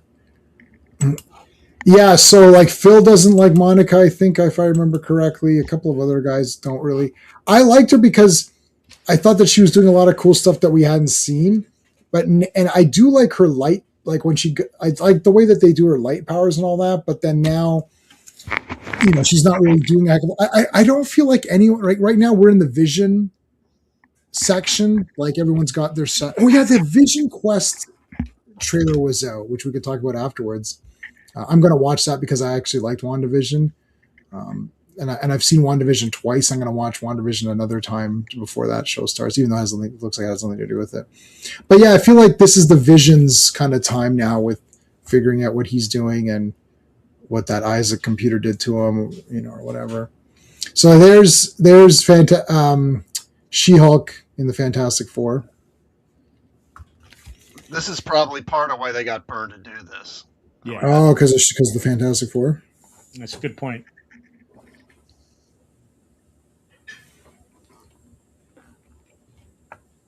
Hey, She-Hulk. Here's the big birds or whatever. Uh-oh. The birds got scared because it's the Hulk. I liked all the female Avengers when I was, 12 or 13. I mean, I like them now. I don't really hate any. I don't dislike any Marvel character, I don't think. Do I dislike any that we've been coming across? Not really.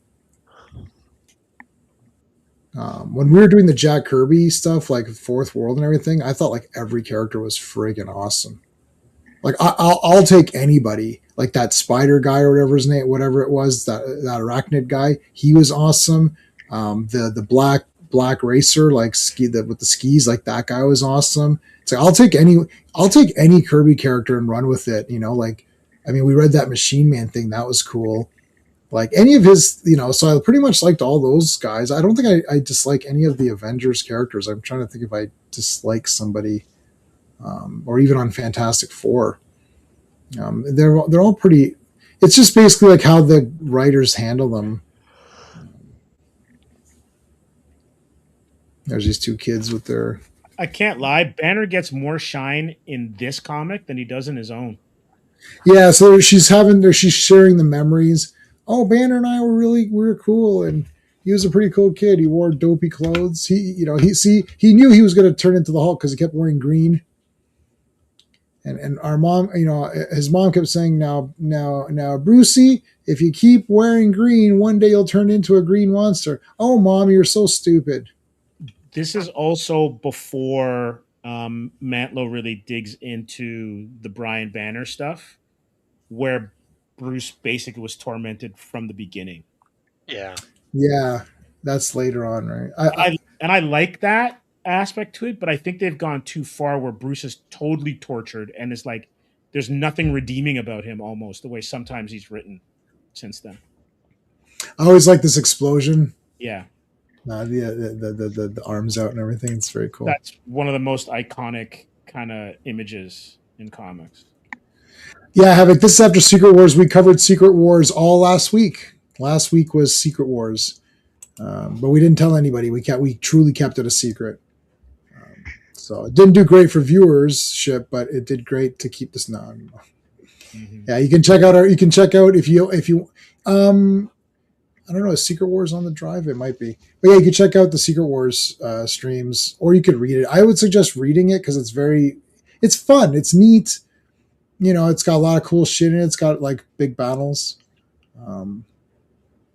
This is where She-Hulk gets the blood transfusion or whatever from Banner, which I never read any She-Hulk except for Sensational She-Hulk.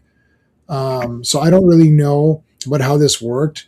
But it seemed like was it just comic convenience, or was there an actual? Because this is like, wouldn't Banner be like, maybe you shouldn't have my blood because you might turn into a Hulk? It's both. It's okay. I think she was she was a lawyer for a witness who was targeted by the mob or something like that, right. And that's why she got injured, and Bruce just happened to be visiting at that point. Right. And it was an emergency kind of thing. It's well drawn. John Buscema, I think, does it. Does the first issue. But it's one of those ones where it's like, we need her. How are we going to get her powers? Let's go from there. All right. Sean had to step away. Not a medical emergency or anything. So he'll be back. Not today. He won't be back tonight, but so we won't get his commentary on whatever trailers or whatever came out. While we're doing that, though, let me put up your links.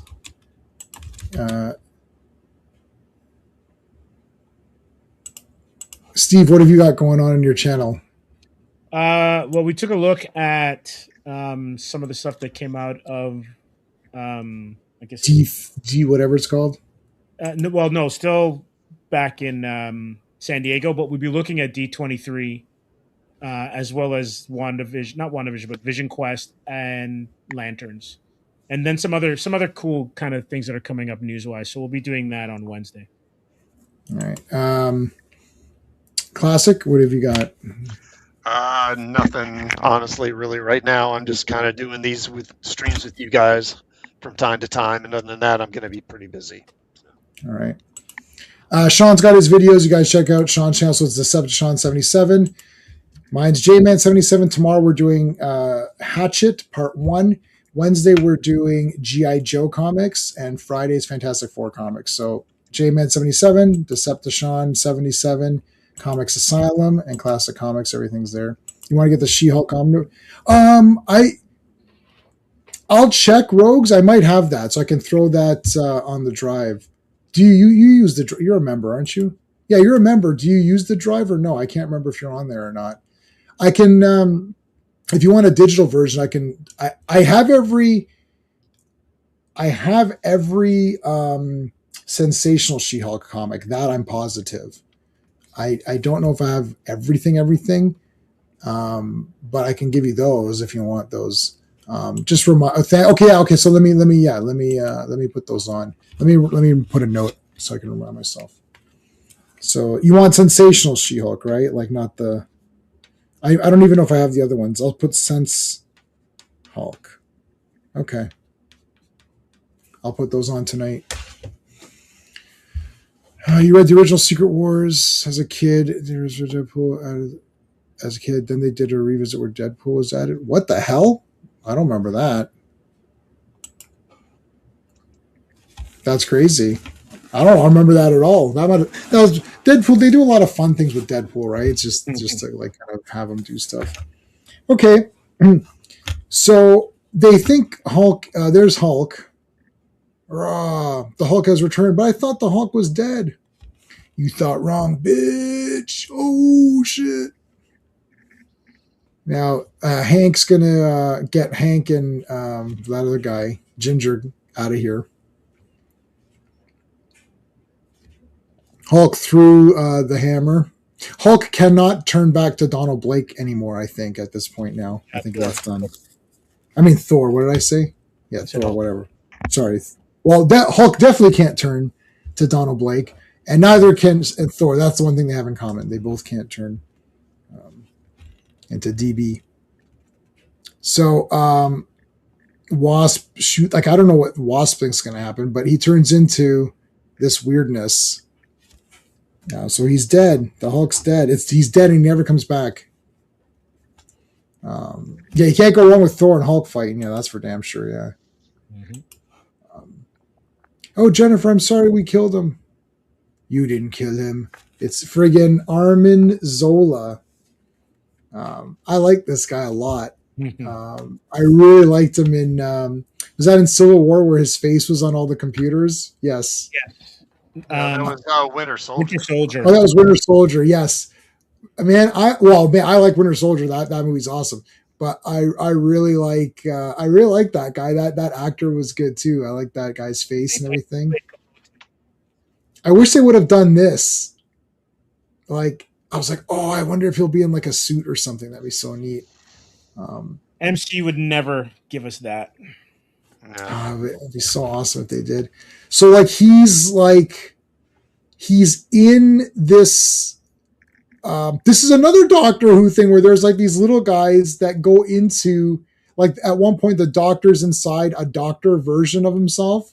I think it was an 11th Doctor. The 11th Doctor is inside like a robot version of the 11th. So it's the same actor playing. It's like Inner Space, but it's like Power Rangers, but like it's the outside. So if I'm just walking around normal and then inside me are guys controlling me, very, very neat. So this guy, Armin is controlling, like he's like I don't know what the hell he's doing. It's like he's like hitting, he's like blasting this crap or whatever. Like it's just weird. The only permanent death is the real Captain Marvel. He did come back in a Carol Danvers comic, one of the more recent ones. So, but I don't remember if that was the real him or if it was something stupid. All right, so Armin Zola, we saw that. So Hulk became that, I don't know, charcoal or something like that, or whatever the hell it was. Yeah, he's changed on a molecular level. Yeah, look at that. Looks like a friggin' gargantuan or whatever. Yeah, I love how the pants. So like Beast like scans the pants, and there's like ants in the pants or whatever. He's like, oh, that's weird.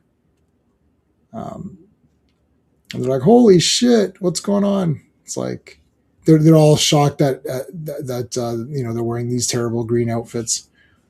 It's like, whoa, look out! Hulk's pants are attacking. Okay, first this guy's trying to steal the technology. I didn't write his name down. Oh no, Cross. No, he works for Cross. Is it Cartland? Is that what they say there in the second panel? Yeah. Yeah. So he works for that Cross Technologies or whatever it was, like the bad guy versions of the bad guy corporation. Are you a bad guy corporation? Yeah. Oh, okay. Thanks. I just checking. Looks like Norman Osborn there or something. Yeah. Looks a little bit. Oh, he's David Letterman in that. Yes. Yeah, just needs the gap. He was also inside a brain during Tom Baker's Leela era. Yeah, okay, yeah. And Leela was awesome. Yeah, Cartland, that's it. Hey, Cartland, stop! You're stop dicking around with the machinery. You're gonna try to steal shit. I'm not stealing anything. Yeah, well, how come I saw you writing shit down and taking photos and and like what? That was just for my own personal collection. He scanned the pants off of him. Yeah. So the pants attack. I never trusted those pants. This wasn't Letterman's production company, Worldwide Pants. Yes, you're right. See? Yeah, bastards. So I mean, I don't think Hulk's pants. Let me just check the TSR role playing game. No, his pants don't do this. So this is a bit weird. I knew something was up. Hulk's pants and Superman's cape in the Byrne era. Yes. There's Armin Zola with like his, baggy sleeves or whatever. Mm-hmm. Those sleeves look terrible. No, they don't. They look cool, Captain America. You don't know anything about fashion. It's like, come now, Captain. Surely you cannot say that your costume's better than mine. It's like, the red, white, and blue forever. So anyways, he cloned, I think he cloned him or something. He cloned Hulk, I think. So he's going to make an army of Hulks. I think that was his big plan. Now he became the pants, which is weird. So there's your Hulk army. Yeah, a giant purple pant or whatever. The S in pants stands for hope.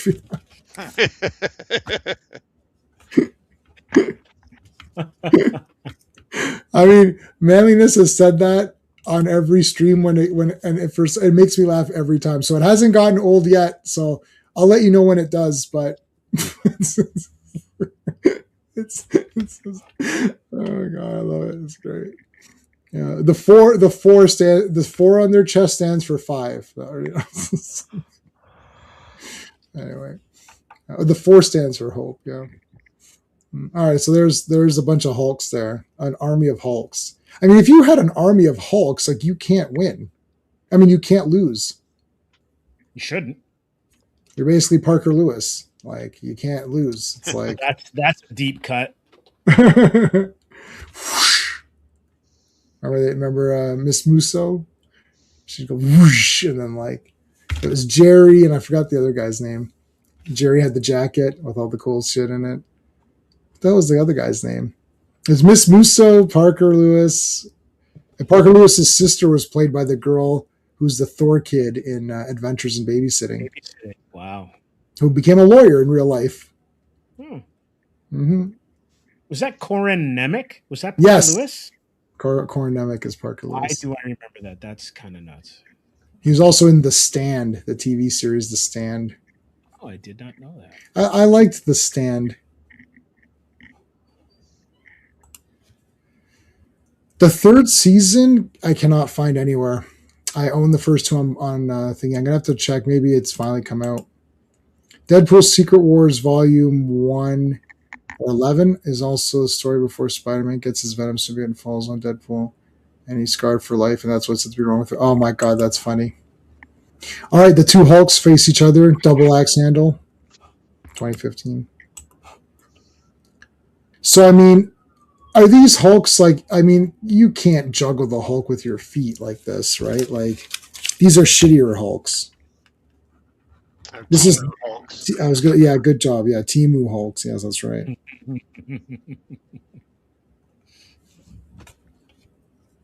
They bonk into each other. It's like Three's Company or something.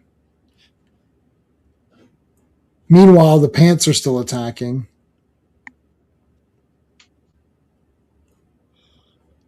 There's that guy. Oh my god.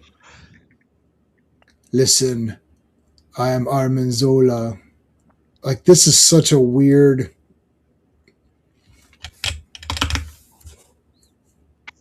Like, this guy's a weird character.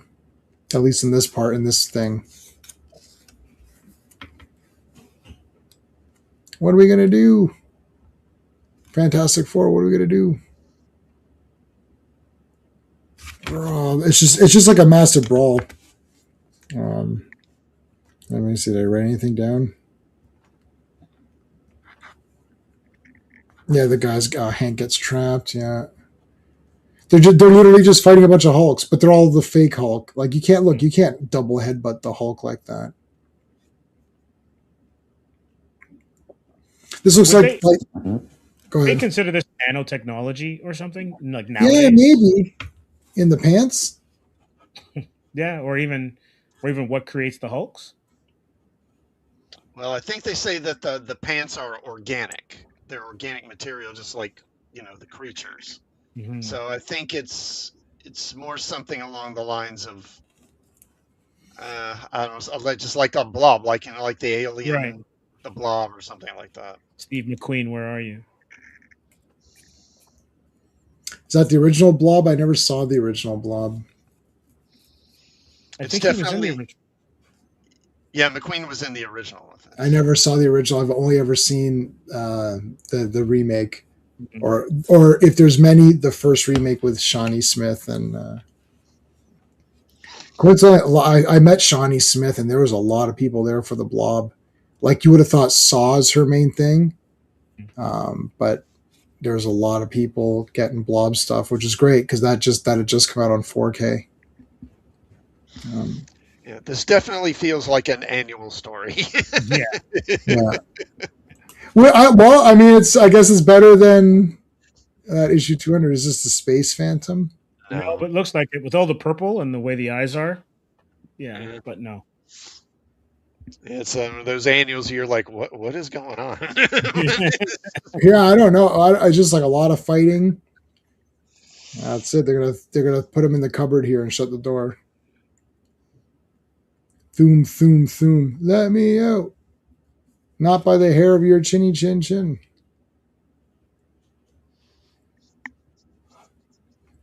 Oh yeah, okay, yeah. It's Armin Zola. So Vic, he was the scientist guy that refused the steak, and then in Captain America, remember Tommy Lee Jones was eating steak in front of the guy. That was the guy. Then in the next movie, his face was on all the computer screens. So that's the guy.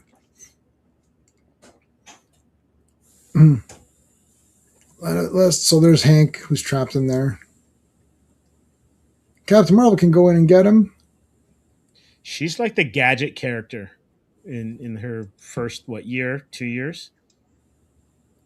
Anytime they need something to get out of a jam, she can do it. Captain Marvel, have we explored all your powers yet? I think so. Can you come up with one to get through this thing? Oh, sure I can. Yeah. Well, her powers, I think they're just, they have a lot of applications, so Mhm. they're interesting. The interesting thing, though, and I think this might be part of her issue, because I think it also affects the Fantastic Four. When you have someone writing her who doesn't have a good grasp of what her powers can be, Mm-hmm. because they're not science, maybe they're not versed in science or whatever, Mhm. then she becomes not as dynamic as possible. And I think it's the same thing with the FF. When Yeah. you don't have someone who can kind of like delve into like, you know, the mystery and the exploration as well as the science and the techno babble, then you kind of you're shortchanging the property. Yeah, I agree. It's good if you can, elucidate some scientific principles, or at least be good at BSing it. Yes. Like Yeah. techno babble it where at least it sounds good. Mhm. Totally. Yeah, I can't write a team comic. I'm not a team player or a team writer. I gotta have one character and then I get pumped up for that guy and then he goes on adventures and I make stuff happen to him. All of my things, the only team thing I ever wrote was our friends and I showed you guys, I showed Steve, we used to make movies, Mhm. right? So we've made like probably like 20 to 30 movies as teenagers from age like 16 to, 19 or something. We made a bunch of movies. We all played different characters. So I wrote a movie where our best character from each of our personal home movies comes together. I called it Final Wars. Now I wrote this way after, like I was going to do an anniversary. So when Godzilla Final Wars had come out, I thought, oh, that's a great. And our production company was called Low Budget Productions, and it's the no smoking sign, but we put a dollar sign in the no smoking, so it's like no money. So that was our logo. So I called it Low Budget Productions Final Wars, and I was going to get all my friends together, be like, let's do one last movie now that we're all old and out of shape, and we'll call it Low Budget Productions Final Wars. I came up, so each of us played a character that we played in the old movie, and then I merged. I actually did a merged universe of all of our guys, and I made it make sense. The one guy, my buddy, not the Sean that was here, but my other friend Sean, he was always a villain. So I made it that every character he ever played was actually the same villain, where it was like this demon entity that would become different things. So that's how I merged it all. So I merged it all. So it's like the one guy's like, look at him. He goes, what do you see? He's like, it's the same guy. It's like, but how can that be? It's like, yeah, it's always been the same guy. It's like, oh. So I actually thought it was a pretty goddamn good little script I came up with. Anyway, that's the only team thing. That's because everyone was super established. I can't do these team. Like I like reading the team books, like Fantastic Four and all this, but I don't know how I would even start to write so many characters and then come up with something that everyone can do. I do think it's hard, and the guys who are coming up with this monthly like this, I mean, it is a tough job, and that's why you do get some duds. But it's crazy that there isn't a lot more duds than there are. I mean, Fantastic Four, like really, we're on issue. What are we on now? I just read. What did I read today? 253. So we've done about 260 if you count the annuals. We've done 260 Fantastic Four comics. It's pretty good. They're all pretty cool. I mean, that's a lot of comics. Like, no, there's nothing that's going to hit 100 in today's. Even Amazing Spider-Man's rebooted again. I think it just got rebooted again. Another reboot. Final Wars, yeah. Yeah, that's how bad it's gotten. They can't even sell Spider-Man anymore or X-Men. It's kind of sad. Spider-Man as a movie property is fine. Like that'll continue on, and the next one will do amazing as well. But it doesn't translate to comics.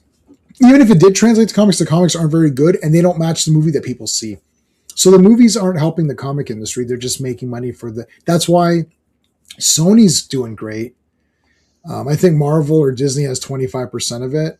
They put 25% in, I think, so they're getting 20. So that's, I mean, 25% of something, that's a $2 billion movie or whatever is, better than nothing. So anyways, here comes Captain Marvel. And then this thing, bopped her. Here comes Thor trying to break through. Got to get in there. Breaks that thing breaks open the thing. It's like a transformer mountain or something. And then she falls out, and there's all the Hulks, and then Thor whacks it. Um, whoa. Stardom's being attacked by his creations, right? Yep. Yeah, they're pissed off. You could have given us blue pants. Like, falls in the water. There goes Captain Marvel. So Zola wound up food for the fishes. Yep. He falls in there and he's never coming back. He's getting eaten and he's dead. Captain America's happy about it. Yeah, I thought the Beast went with him. Wait a minute. So he had tied him up. Let me down. You work for Cross Industries. That's it. Little thing on Hawkeye. Some original art. That's cool. So what is it? Looks like she was like cut and pasted in or something. Or what is that? Or is that just Yeah, it looks like it. And then they also might have put some zip tones on her. I think that's what that is. And then they Oh. used the liquid paper Yeah, to yeah, yeah. kind of cover over some of the not only the additions, but also maybe even to make some corrections and to show her fight path and stuff. Because the line art would have connected to the webs, and that might have been confusing. Web the background. It's just, yeah, Phil's saying just for the effects for her. I have to say that like all these covers, I don't know what it is. Something about like just like the inked version or whatever, like the black and white, it really looks like you're like, whoa, like I don't remember it looking this awesome, In my opinion, these covers look better in black and white. Once they're colored, they lose something. Yeah. I don't even know how you would even like fix it. Fix it! And the fixer shows up. You get the fixer. Some interior pages. Biographies. That's it. Volume 23 is done. So we're getting close to the end of my collection of Avengers. I have them all individually after this. No, I've still got 2 more collections, and I've got an epic collection. Okay, so it's not too bad. Okay, so your 2 cents. It's just the covers not work. Yeah, so that's a especially for back then because you didn't have digital coloring yet. Mm-hmm. So yeah, and then probably on a tight deadline. I have a color guide, which you're not going to be able to see. No, you're not. Well, you're not going to be able to see it because I put it away. I forgot. I moved around my Namor shelf, so I merged him with thing. So, did you guys see the Vision Quest trailer? I haven't seen it. I have. I've seen it. What did you think? You think it looks all right? It looks fine. I like James Spader. Oh yes, is a scene muncher, so it's going to be fun having him kind of play the Beelzebub in Vision's mind. We'll see. We'll see how it goes. I enjoyed the other 2 series that are part of this trilogy, so hopefully they wrap it up well. Well, I really liked WandaVision. Yeah, totally. Now I watched that one twice over, and mostly because White Vision is just so wicked. Agatha All Along. I watched one episode. I thought I was like, nah. I don't think that's not your kind of show. Yeah, yeah. It's you mean it's not good? Yeah, because I like good shows. Nah, it's like it's another one of those shows where it's like it's Catherine Hahn that drives it. I like her, but I don't know. If you don't enjoy watching her, if everything else isn't as good, then it's kind of and then and it's also not our Agatha. So yeah, it's not. It's kind of weird. But James Spader is in this as Ultron, but in human form. Like, so it's like, I've seen other Vision comics, like where he can look, he can look like human or Yeah, it's the whatever. same thing, man. Um, Having him grow a beard as opposed to having to animate him for a TV series saves beaucoup dollars. yeah, I guess so. Vision Quest, Marvel. Yes, I have this. That's fan made. That's fake. Yeah, this is the real picture. So like, tapped out on Agatha as well. Yeah. I didn't have anything against it. Like, I didn't think it was crap or something. I just didn't care. My problem is that as we were talking backstage, like, there's so many things that I own. I'm trying to get down to 3,000 movies. Like, Right. from where I was at 5,000, now I'm close to 4,000. So I'm trying to get to 3,000. So I'm actually getting rid of stuff because I'll never have time to watch it, or so like when you're at my position, I actually, so Lanterns was on, and I'd been wanting to watch Jugger again for a while. So I was like, finally, I was like, no, I was like, I can't do Lanterns. Like, I was like, I'll just watch Salute of the Jugger. And I've seen that about 5 or 6 times. It's a newer movie for me, even though it's old. I didn't discover it until last year. And I just love it. It's one of my top 20 favorite movies. I just love it. I can't get enough. So I was like, I really want to watch again. And then, so tomorrow's my birthday. Hey, happy Happy birthday. Yeah, thank you. I'll be streaming tomorrow so I'm like, what are we gonna watch for my birthday? And it's probably gonna be Doctor Who. Like, we're sitting there like, what are we gonna watch? And my wife and I are like, let's do the Peter Davison ones because the Blu-ray just came out. So this is what you do. You're sitting here, and my living room is filled with all the movies that my wife and I both watch, or stuff that's living room suitable. This room has all the horror movies and like the Marvel stuff and cartoons and stuff that, stuff that she really doesn't care at all about, except for the 6 Marvel movies she likes or whatever. So we're sitting there, and I'm like, Doctor Who is staring at me. So I could easily, thank you, Dan. Thanks, Phil. Thanks, everybody. Thanks, Phantom. So I was like, I can watch Doctor Who, so we're sitting there, we put in Peter Davison. Thanks, Rogues. We put, Doctor Who on, and we're like, this is awesome. Legitimately, the 5th Doctor, I think probably maybe there's 1 or 2 that are like okay. No, 1 or 2 that are pretty good. The rest are awesome. Like, every story for some reason is damn cool.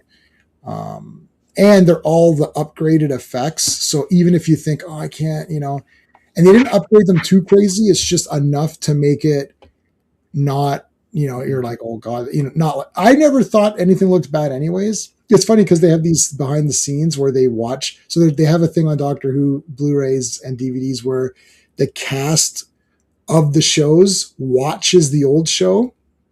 So it's called On the Sofa. So they're sitting on a couch and they're watching. And it's funny because the people that were in it, so like Peter Davison, Janet Fielding, like the people that played in the story are like, oh, that didn't look that good, or I hated wearing that outfit and stuff. And I'm sitting here thinking, man, I thought it was awesome. Like, what are you guys talking about? But then they have other guys. So they have like the 6th Doctor who's watching a 5th Doctor's thing, wow. Right? And he's like, hey, this is pretty good. And I'm like, exactly. It's funny. The guys that were in it are the only guys being critical. Everyone else is thinking, hey, shit, this is pretty cool right now. That makes sense, though. Because I know when I draw stuff, yeah, like I'll walk away from it or whatever, and if there's no time to fix it, you only see the mistakes. You don't see what you did well. Right. And you know what you could have done better. Yeah. It's someone else looking at things. It's awesome. Yeah. Everyone's like, oh, that's not a bad drawing, or oh, that's really cool, or I liked you singing at something, right? Like you hear musicians, or even actors, like I don't want to hear. I think it's Harrison Ford who doesn't watch his stuff. Yeah, Harrison Ford has said that. Can you imagine Harrison Ford hasn't seen Indiana Jones, like hasn't seen Raiders and Temple of Doom? Yeah, that's kind of weird. And he doesn't watch Star Wars. Like, it's just so weird to me. Yeah. For the first few I guess so. Like, I'm trying to think about the last time I went through my high school yearbook, and I can't remember. My high school yearbook is a disaster. I scribbled over people's faces and drew like teeth on them and stuff. And like, J-Man was a menace. Yeah, I don't think you want my like me and there's just four. We're the four horsemen. There was just like four of us, and like we were the Daleks. We hated everybody that wasn't us. and then we adopted two other guys. We're pretty diverse. Actually, I'm just thinking about this right now because we added two other guys and we became six, and then that was like, and then we're the ones who made all the movies or whatever, and then we had other outsiders, but like it was like literally like the super core like insider group, and that was it. It was like you were, but we didn't discriminate because we had a Muslim guy in there, we had Filipino guys in there, we had a couple of Greek guys. So it's like we had everybody in there. It was all the representation. It was just no girls though, no girls allowed. But other than that, it was pretty well representation. But that was it. You were in or you're out, and if you're out, we made fun of you. We legitimately had a nickname for every person at every school. We're like, yeah, that's this person. To this day, right now, I still use, and you don't know the term, Steve. And Classic doesn't know any of these. Our Sean here knows quite a few because he's been around for a while now. I still use the terms, and we actually wrote out, and I've got a PDF, a Word document of all of our terms and what they mean because we speak in code. We would speak in code. We had our own thing. It's pretty fun, and we still use it. And you know what's funny? I'll slip into saying things by accident that are the code, and people are like, "What the hell are you talking about?" I was like, "Oh yeah, sorry." And then I'll say the translation of it. Insane. Yeah, we're insane. As a kid, the first Doctor Who series I watched was Troy Baker, Tom Baker. Tom. Oh wait. I think his name was there as a channel that played Doctor Who. Benny Hill. So it must have been. Yeah, man, you are too funny. It's PBS. Yeah, it's PBS. So it'd be. I thought you were putting Ron Baker to be a goof. So it's probably Tom Baker. Yeah. Who I do have a personalized autograph from his website when he was doing it, maybe like 10 years ago. That's pretty cool. And my wife has one as well, and it was like $20. It cost. It was just you just paid the shipping. Like he personalized. Yeah. Wow. Yeah. No, dude, personalized. This is not that long ago. This was like he was doing it for, but the only problem is that it was his own headshots. He didn't have any Doctor Who photos. Who cares? I know he's the Doctor. Yeah. Like he is the real Doctor. I love Doctor Who. It's my favorite show. He's my Doctor. He is the Doctor. Some other great ones, but he's mine. I actually like all 12. And then I came up with the B13 before 13. So out of the B13 Doctors, I love them all. William Hartnell's William Hartnell. I just love him. He's great. But Tom Baker is the real Doctor. Everyone else is an actor playing a character. I mean, I think like he's just like, he is that, like basically he is that person anyways. And people are like, oh, he's hard to work with and all that. It's like, right, because he's the real Doctor. And you guys are just a bunch of actors. Oh, it's really tough to work with them. Okay, well then you can leave. How's that sound? Get out of here. I'm tired of these sob stories. Like, oh, it's so difficult to work with the guy. Oh yeah, remember when Tom Baker came over and like stabbed you in the eye with a pencil? It's like, no. Okay, so then he wasn't that difficult to work with. Like he was a dick on set. Oh no. You know who else is a dick? Everyone in my office. So and we're not making Doctor Who. So I don't know what to tell you. I can't stand this. Like, oh, they are difficult to work with. I mean, if the director is saying, we showed up to set and he's drunk, right? Okay. But not like Tom Baker was very picky and wanted stuff right because he's awesome. Caretaker. Yeah, he's the caretaker. That part was all. You've seen that, right? Classic. You must have seen that. The 50th when he was the caretaker. Oh, yeah. The curator. Curator. Sorry. Curator. Yeah, the curator. Yeah, that was the best. He was up for the role of Gandalf. That would have been interesting. Wow. Okay, Vision Quest. Yeah, I mean, I'll watch it for sure because I like that. What were the other ones that came out? What if it's garbage? You talking about TV shows or news? Shows, yeah, WandaVision. Okay, so what else? Yeah, okay. So Lanterns. What was on Lanterns TV show.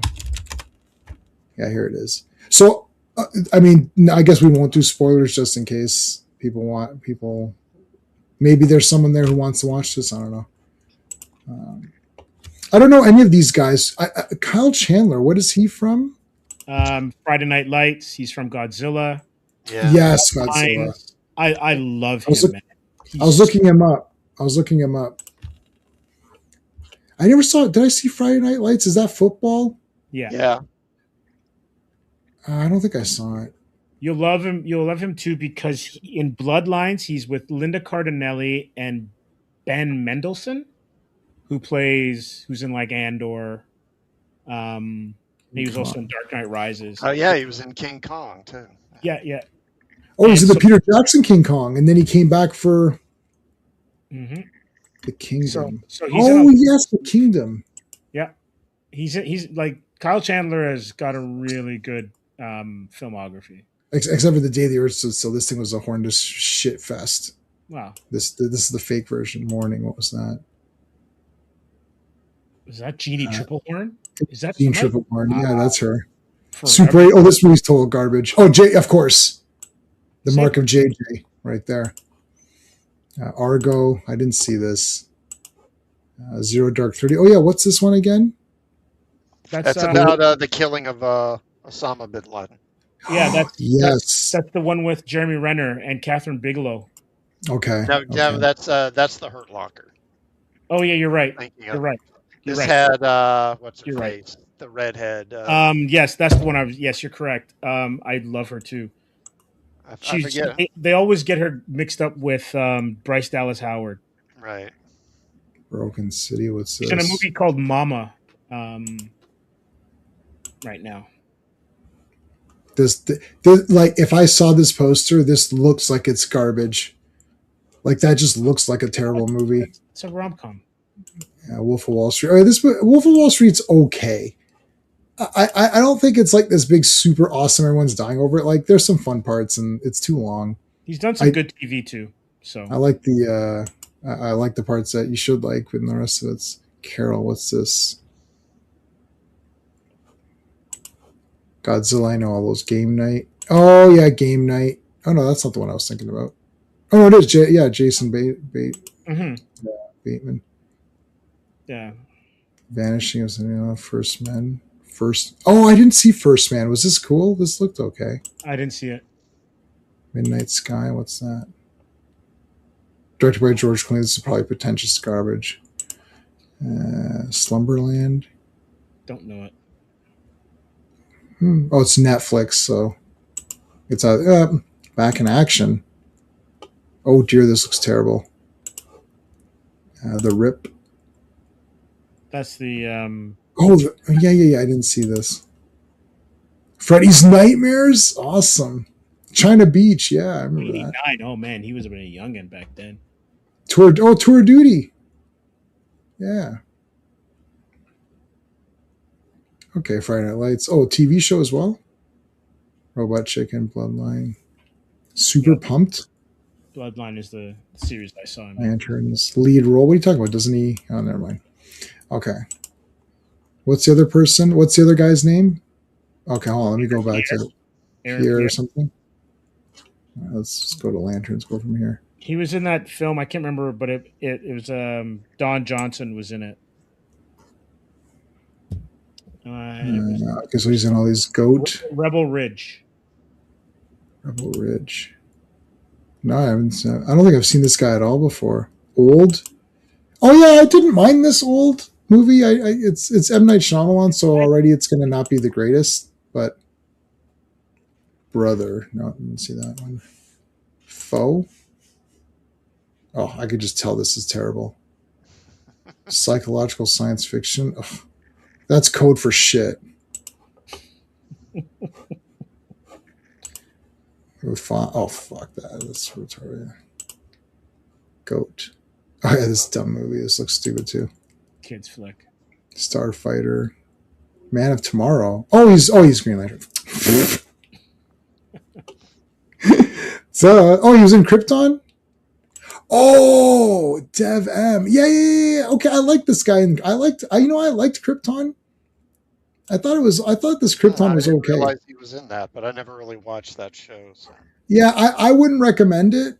I thought it was okay, but only because there was no Superman stuff really in it.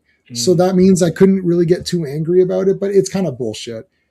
Okay, so let's face facts. It sucks. But I didn't think it was that bad. So, but I would not recommend it. Don't watch it and then message me saying, dude, that show sucked. I'm not telling you to watch it. It's like Skinamarink. I'm not telling you to watch it. I just saying I liked it. But yeah, I thought that was a good morning show. I thought also he's on stage stuff. All right. Krypton was good. Yeah, I thought it was pretty neat. Krypton was asked. Yeah, see, I told you. Vaughn, I didn't tell you to watch it. See, Vaughn didn't like it. The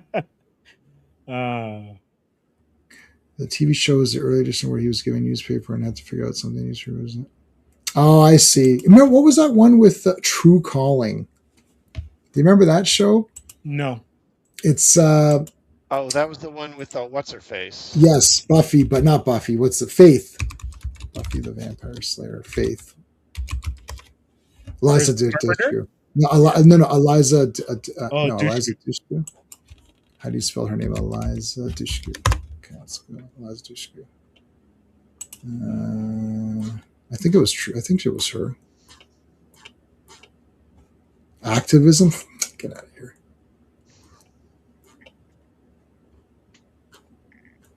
The only thing in activism you need to care about is the acting part. True Calling. Here you go. Yeah, so this had Jason Priestley in it. And so she would wake up and she would see, like she would know somebody was going to die or whatever. And then she had to prevent it. But then in season 2, Jason Priestley came in. Season 2 is better because in season 2, Jason Priestley came in and he had the same power. So they would wake up in the morning and they would see the news and then they would go back a day. So it's like they have like a day or something to stop the thing. Okay. But Jason Priestley was like, no, you can't stop what's meant to be. So he was trying to stop her. So first season is every episode is she's trying to prevent this thing that she knows is going to happen. But in the second season, he's trying to stop her from doing it. It was pretty. I was like, that was a great. Plus, Jason Priestley is awesome. That was great. What's ADA? What's ADA, man? I don't know any of these things. I got Vaughn earlier today. Someone put WNBA, and I figured it out. I can only do one. Like one a stream is a miracle. I usually get one a month. So the fact that I got one in today's stream, that's so I don't know what ADA. What does ADA stand for? What does ADA stand for? Americans with Disability Act? I don't think American Dairy Association? Oh, the ADHD. Oh, Had us okay, all, that one.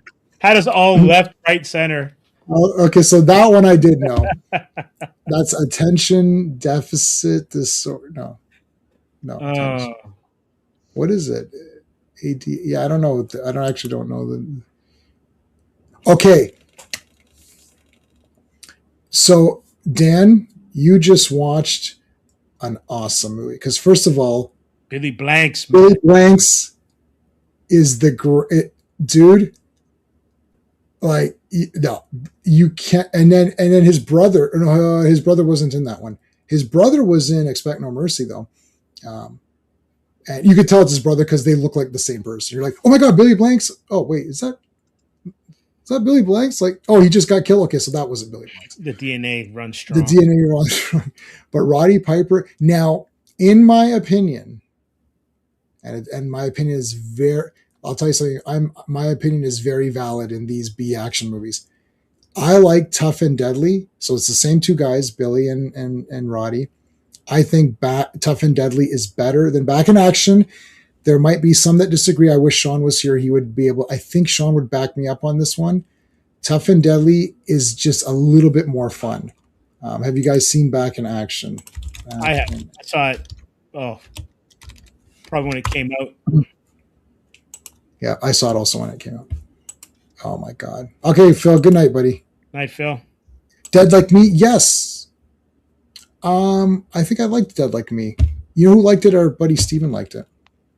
Darius. No, that's what the thing said. That's what it was. ADA. So that's why I looked it up. No, so yeah, okay. Okay, look at this. look how awesome this is. Imagine like what an inspirational poster this would be if you had this in your room. You'd be like, wow, I can be like a super strong guy, or I could be like this cool guy with like a cool weapon. So if you didn't have a good physique, you could be Roddy Piper. Like this covers all the bases. It's like if I'm ripped, I can be Billy Blanks. if I'm a bitch slubby, I can be Roddy Piper. It's just amazing how shiny Billy Blanks was back then. Yeah. Oh, you see, Tough and Deadly came up on its own. Okay, so Tough and Deadly has this one part where Billy Blanks and Thing are walking, and like they're talking like incidental dialogue, and this guy comes to attack them, and Roddy Piper punches the guy out, and he's continuing talking as though it wasn't even like it's like as though nothing happened. And me and my buddy Jay were like, "This is awesome." So like I think literally based on that one scene, we're like, I think Tough and Deadly's a bit better, but they're both great. I give you my personal guarantee is the goddamn best. If you watch Tough and Deadly and say it's your favorite movie better than Terminator 2, I'll be like, well, I mean, that's everyone's got a favorite. It's awesome. It's super awesome. Mandy Patinkin was in Dead Like Me. Yes, I like Mandy Patinkin. He's good. Yeah, he's cool. Inigo Montoya. Since we're on this topic, what was the other one? Oh no, we watched Riverbend. That was the other one. Did you watch it yet or no? Have you seen Riverbend before? I've never seen it. I knew you were talking about it last week, though, or earlier this week. Yeah, Steve James. So this is the one that we picked up the Blu-ray on. And the customer service on this was crazy. We got the Blu-ray. I got a personal post-it from Real Black One Entertainment. The guy wrote a hand thing saying, thanks, Jason, not just thank you. Like he wrote my name. And then Sam Furstenberg signed the poster insert for it. And then I also got when I ordered it, I got a personal thank you. So Steve James, so I watched Riverbend, then I had to watch American Ninja Part 1 again. And the American Ninja Blu-ray is really good. Since I said American Ninja, I'll play it. This is actually the first clip that I uploaded was this. You know, every place you go, there's always someone who thinks he's a badass, right? Yeah. That's the first clip on StreamYard that I uploaded when I was like, I can upload clips. Oh, I got to put American. I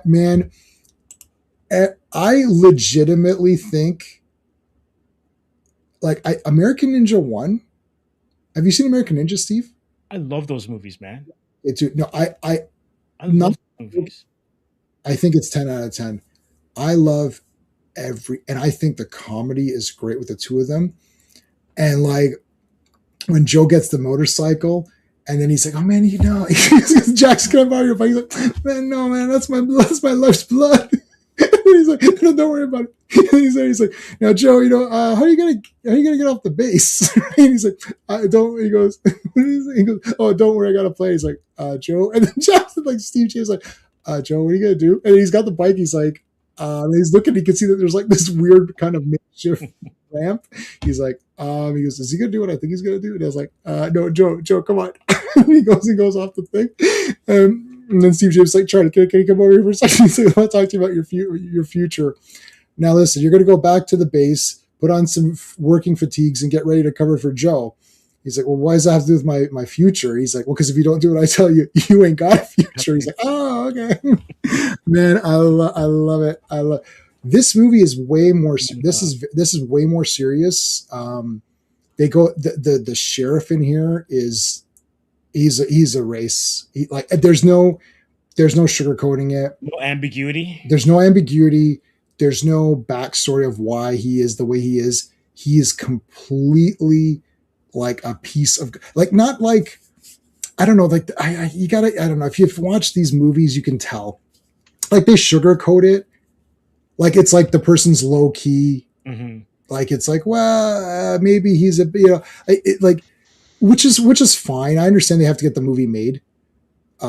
This movie would have been buried because it is very clear. Now not everybody, not all the black guys are good and not all the white people are bad, not even by a stretch.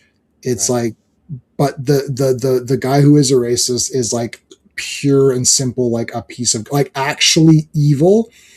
because it's not just the thinking, it's the acting on it. And he's the sheriff. And the problem is that the good townspeople who are white too, the black people can't do anything and the white people can't do anything either. Like in the very beginning, something happens that's crazy, actually crazy. And the white people are like, "Oh, it's like this. We're not fucking standing for this." And the guy's like, "Yeah, go do something, as I'll just kill you too." It's like you can't. So even if you want to do something, you can't. So Steve James and two other guys are like they're running away from. They're in the military and they're getting court-martialed. You'll get the backstory. So they end up in this town. So then Steve James ends up actually training like any young black man that's even can do anything.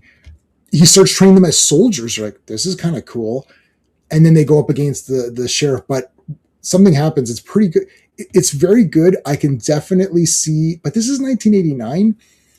I think this movie just kind of fell through the cracks. Like it feels like either it didn't get much play. They probably buried. I'm sure the distributors were like, we're not playing this because it's the black guys actually like legit fighting back. Like it's not like, oh, there's only one or two guys fight. Like they're like, no, we're fighting. He's not the sidekick helping. He's not the sidekick. No. He's the star. And everybody, like the entire, I mean, the sidekicks are black guys too. Like it's not even like American Ninja, which I love, but it is still both guys, right?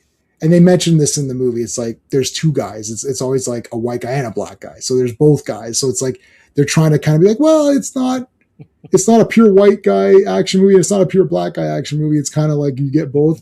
But this one's purely him. There's no sidekicks. The sidekicks are his black guys' friends. So maybe they thought it's not going to do well.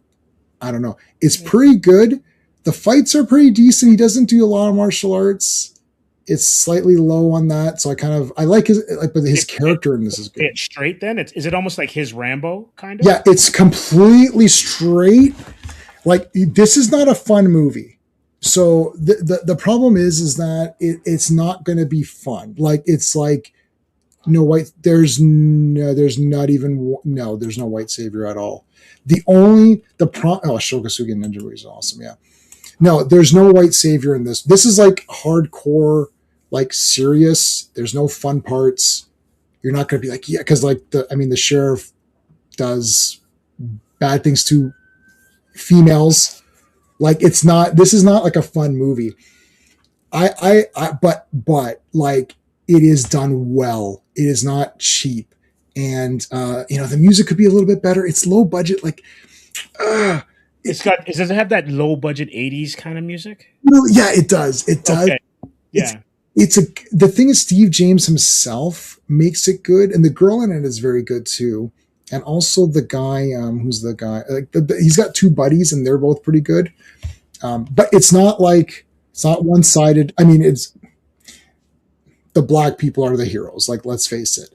But the villain is a legit villain. They didn't I hate when they make it like, oh, it's kind of, you have to interpret it. No, there's no interpretation. Like right away, first scene, you're like, okay, this guy's a piece of crap. Complete POS, eh?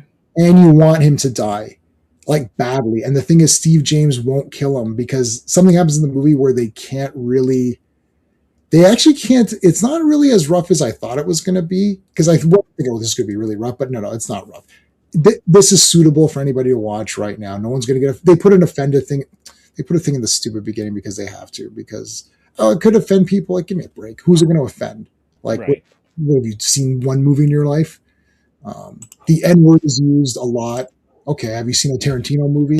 Like, it doesn't have more. There's definitely more N-words in Jackie Brown. You can watch this movie 3 times over, you wouldn't get it as much as in Jackie Brown. So it's fine. Like, I mean, you can't get offended at everything. I mean, you're just not going to watch a movie anymore. But it's pretty awesome. There's not a lot of fights. There's really only 2 fights. Like, they're okay.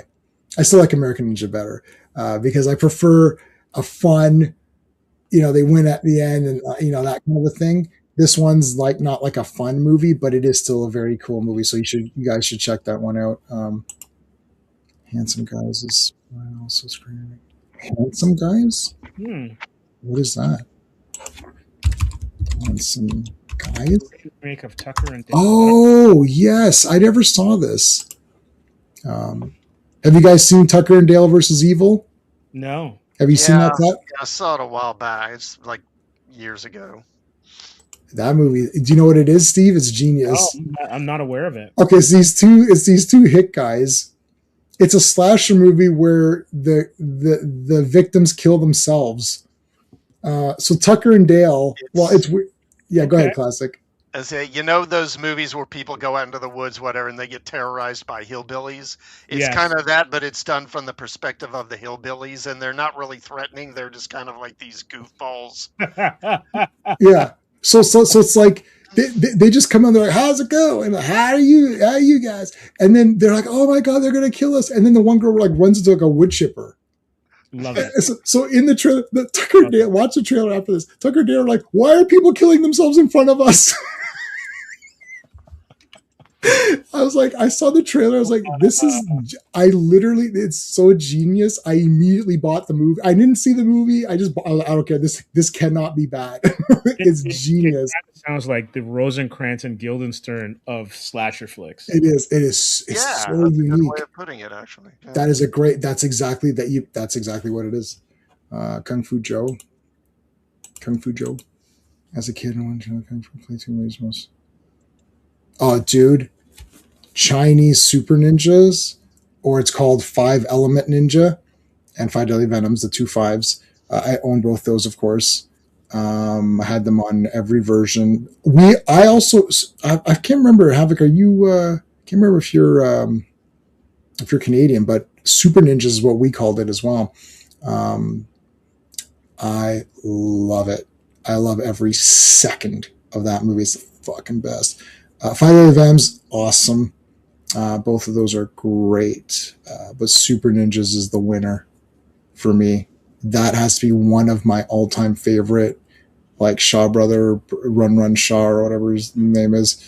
Have you guys seen Super? It's called 5 Element Ninja, so they have to fight it's like gold, fire, earth, wood, water. Yeah, there you go. 5 Deadly Venoms is awesome too. It's like, was it Kid with the Golden Arm and stuff like that? All those. Yeah, I've got that too. I've seen that movie. They're talking to people. Can't go wrong with those. Steve James was Kung Fu Joe. Oh, you're right. I'm gonna get you, sucker. You're right. That's right. Steve James. I'm gonna get you, sucker is underrated, hilarious, man. I know. I gotta watch it again. That's the. The thing is, this is like Black Dynamite, where I wanted it to be straight. How much for one rib? Yeah, let me see if I want. I'm gonna get you, sucker. Hold on a second. I tell you, a movie that's really underrated is Hollywood Shuffle. Hollywood Shuffle is amazing. It is amazing. Robert Townsend is on fire. I don't have it. Hollywood Shuffle. Hold on, let me Black see. acting school classic. Hollywood. It's actually not. I didn't see this. You haven't seen it, J-Man? No. You need to watch that. Watch it. Get it. It's pretty funny. All right. Yeah. Let me write it down. Yeah. Yeah, this is like, I ain't killed nobody in a long time. Yeah. Hollywood Shuffle. Right. Okay, I'll get that. And then I don't own I'm Gonna Get You, Sucker. I don't think it was on any of it was in the Soul Cinema. There was before they started doing Blu-rays or 4Ks, they used to do,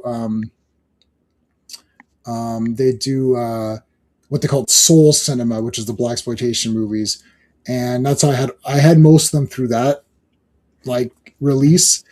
I'm Gonna Get You, Sucker. Because I was like, it's not a real it's real, I guess, but it just I actually like it when it's like they're just playing it straight as heroes. Now I know. I only own Human Tornado. I don't own the other Dolomite movies, but I know that Rudy Ray Moore likes. He makes them more fun. The fun ones but Human Tornado is awesome. But I could accept those because there's still an element of somewhat realism. But I'm Gonna Get You, Sucker was just a spoof, right? But I should really have it. I ain't killing it a long time. Yeah. There's a second 5 to it was it's okay. That's right. Yeah, it's okay. Return of the Deadly Venom. Yeah, it's okay. The Arrow box sets. Is that the 4K ones? Wait, is that Arrow? For which ones, Rogues? The blaxploitations are Shout Factory 4Ks, I think. Hold on. Shout Factory, Black Exploitation Classics. Yeah, there's Shout Factory. Whoa, they went up. Holy shit! I'm glad I got those when I did. They're like 178 now. What were they before? Oh my god, 189! You guys are crazy. I don't know. I think I paid like 125 or something like that. Jeez. Okay, so which Arrow box sets? Are you talking about the not Dolomite? There was a box set of that which I missed out on. Sean did get it. I missed out on it completely. Kung Fu Joe is the first post credit scene. The second movie, the zombie scene. I don't remember it too much, to be honest. Hey guys, hey Skeptic. What's up, Skeptic? I do want to see this. I do want to see this movie. End of Oak Tree. Is that the dinosaurs? Yeah. Yeah. It ain't better than, I can tell you right now, it ain't better than the Jurassic Park Return or whatever the hell it's called. Rebirth. Scarlett Johansson. The Scarlett Johansson one. I guarantee it's not better than that. Who's in that? Who's in the End of Oak Street? Let me see. Obi-Wan Kenobi and Catwoman. End of Oak Street. Yeah. So Anne Hathaway, man. Anne Hathaway and what's his name? Ewan McGregor. Ewan McGregor. Thank you. Do they fight any dinosaurs? Do they fight? Do they have weapons or something? This is like I hear they have no weapons and shit. They do. Oh, they have weapons. Okay. There's a lot of running and holy s. It looks like a good horror. All right. I remember when I saw the trailer for Alien 3, and then Sigourney Weaver's like, "You mean we have no weapons of any kind?" I'm like, "I'm skipping this." It's like skipped. Like you have no weapons, then what? Then you're dead. Like you can't beat that. Well, there's only one alien this time. Yeah, but it's a dog or something. It's like super fast and goes up walls. Like you can't beat that thing. Get out of here. So literally in the trailers, like, we have no weapons of any kind. My buddies were all like, what? No. So yeah. Especially after 2, which basically she's in a mech. Right. Exactly. And part 2 is, yeah. Well, part 1 is a masterpiece. Part 2 is a really, really, really, really, really good movie. It's 9.999 out of 10. Yeah. But part 1 is 10 out of 10. Man, the sets, everything was just awesome. Kung Fu flicks. Yeah, Gamora. Dude, it was visceral. I won't say much. It was great. Okay, I'm not going to the theater for it. I'll tell you that. I am going to see Transformers 40th anniversary. I got my tickets for that. When is it open? September 17th. Okay. Yeah. So Winston Churchill is the one I'm going to. Like, hey, remember the show Sledgehammer? That was a 10 out of 10 show. David Rashney, man. Yeah, he's the best. J-Man, the Robert Townsend movie. There's a funny zombie scene. Oh, okay. The shuffle. Yeah, I'll The zombie scene is ridiculous. Oh my gosh! You better run. I'll get that, and I think I'm gonna get you sucker on a drive or something. I need to rewatch that again. I liked. He made that movie on his credit card. Oh, the Hollywood Shuffle. Yeah, I think it was his first one, right? Yeah, it was. This was before Kevin Smith did the Clerks thing. Like he made that on credit. I did like. Did you like? Don't be a menace in South Central while drinking your juice in the hood. I never saw that one. Oh, it's really funny. Is it a thing? Is it a It's a spoof, right? Obviously, it's a spoof because it spoofs all those movies or whatever. Is it a weigh-in spoof or is yeah. It is a weigh. And the guy's like, there's like this Chinese couple that own the convenience store, and people come in and it goes ding ding, like dings. When the black guy comes in, it says N-word, like it just says very lightly, and then they're like the Chinese couple are like this, like. He's just going to get milk, and they're like super there, and they're like hiding, and they're watching him. While they're watching him, this really good looking white guy comes with the tie and everything, and he's stealing like crazy. But nobody's watching him; they're all watching the black guy. At one point, they open the register, and they're handing the white guy the money. Handing him money. That's weigh-ins, man. That's way. And then was they keep trying to one up each other. The guy's like, I'm gonna bring brass knuckles, I'm gonna bring my knife. The guy's like, I got a gun. And they get to where there's a nuclear weapon. The guy's like, I'm gonna. So the guy hauls a truck. He's like, That's right. Yes, I've seen that clip. he's like, I'm gonna cause a nuclear holocaust. Guy shows up with a bazooka. And then there's this girl who has all these kids. Every kid is a different race. There's like a Spanish kid, a Chinese kid, a black kid. She has every. She don't know who the father is. It's like one of every race. It's really that movie would be obliterated had that come out right now. It would be. Can't make that. You can't even do In Living Color now. Oh God, no, forget it. No. Classic. And that was tame. That's a tame show. I watched a lot of it. It's pretty. It's like it's still on TV. Like you can't even do. Classic. I don't even think you could do. I'm gonna get you, sucker. Now. No way. I don't think so. Probably not. Okay. I'm gonna watch Is it. Meteor Man? When did that come out? Because I like Meteor Man. Was that technically one of Marvel's first movies? Well, I think what he's talking about is the Robert Townsend movie. Yeah. And But I know that they did a miniseries. Marvel did a comic. Oh, did they? Connected to it? Yeah. Oh, I didn't remember that. Okay. I'll look that up. But yeah, I mean, Meteor Man was neat. I liked Blank Man too, like all these like kind of spoofy ones, which I thought were kind of neat. Like because you know what the thing is, I'll say this and we'll end off. Even in those spoofy ones that are being goofy or whatever, they're still heroes. They actually try to. I don't remember exactly. I'd have to rewatch it, but I remember thinking, Blank Man is trying to help people. Like it's not even like the superhero movies we're getting now, which they're idiots or murderers. It's like they're actually still trying, even when they're making fun of the concept or making it silly, they are still trying to be heroes because even they know it's like, well, yeah, he's still trying to be a hero. It's like, okay. Anyway, we're in a different time. All right. I gotta go. I'm gonna go watch okay. First I have to get Hollywood Shuffle. I'm gonna get that right now. And then I'm gonna watch. I don't think I'm gonna watch Lanterns. I might watch Salute of the Joker again. Just because it's Hollywood Shuffle, and I'm gonna get you, sucker, double bill. I'm gonna get you, sucker, but I don't own it, so I have to look that up. But I will definitely procure or whatever thingy. Okay, that's it. Thanks for watching, guys. I appreciate it. See you on the next one. Bye. Hey friends, you've just been listening to J-Man, and he is the smartest person who ever lived. So make sure you like and subscribe.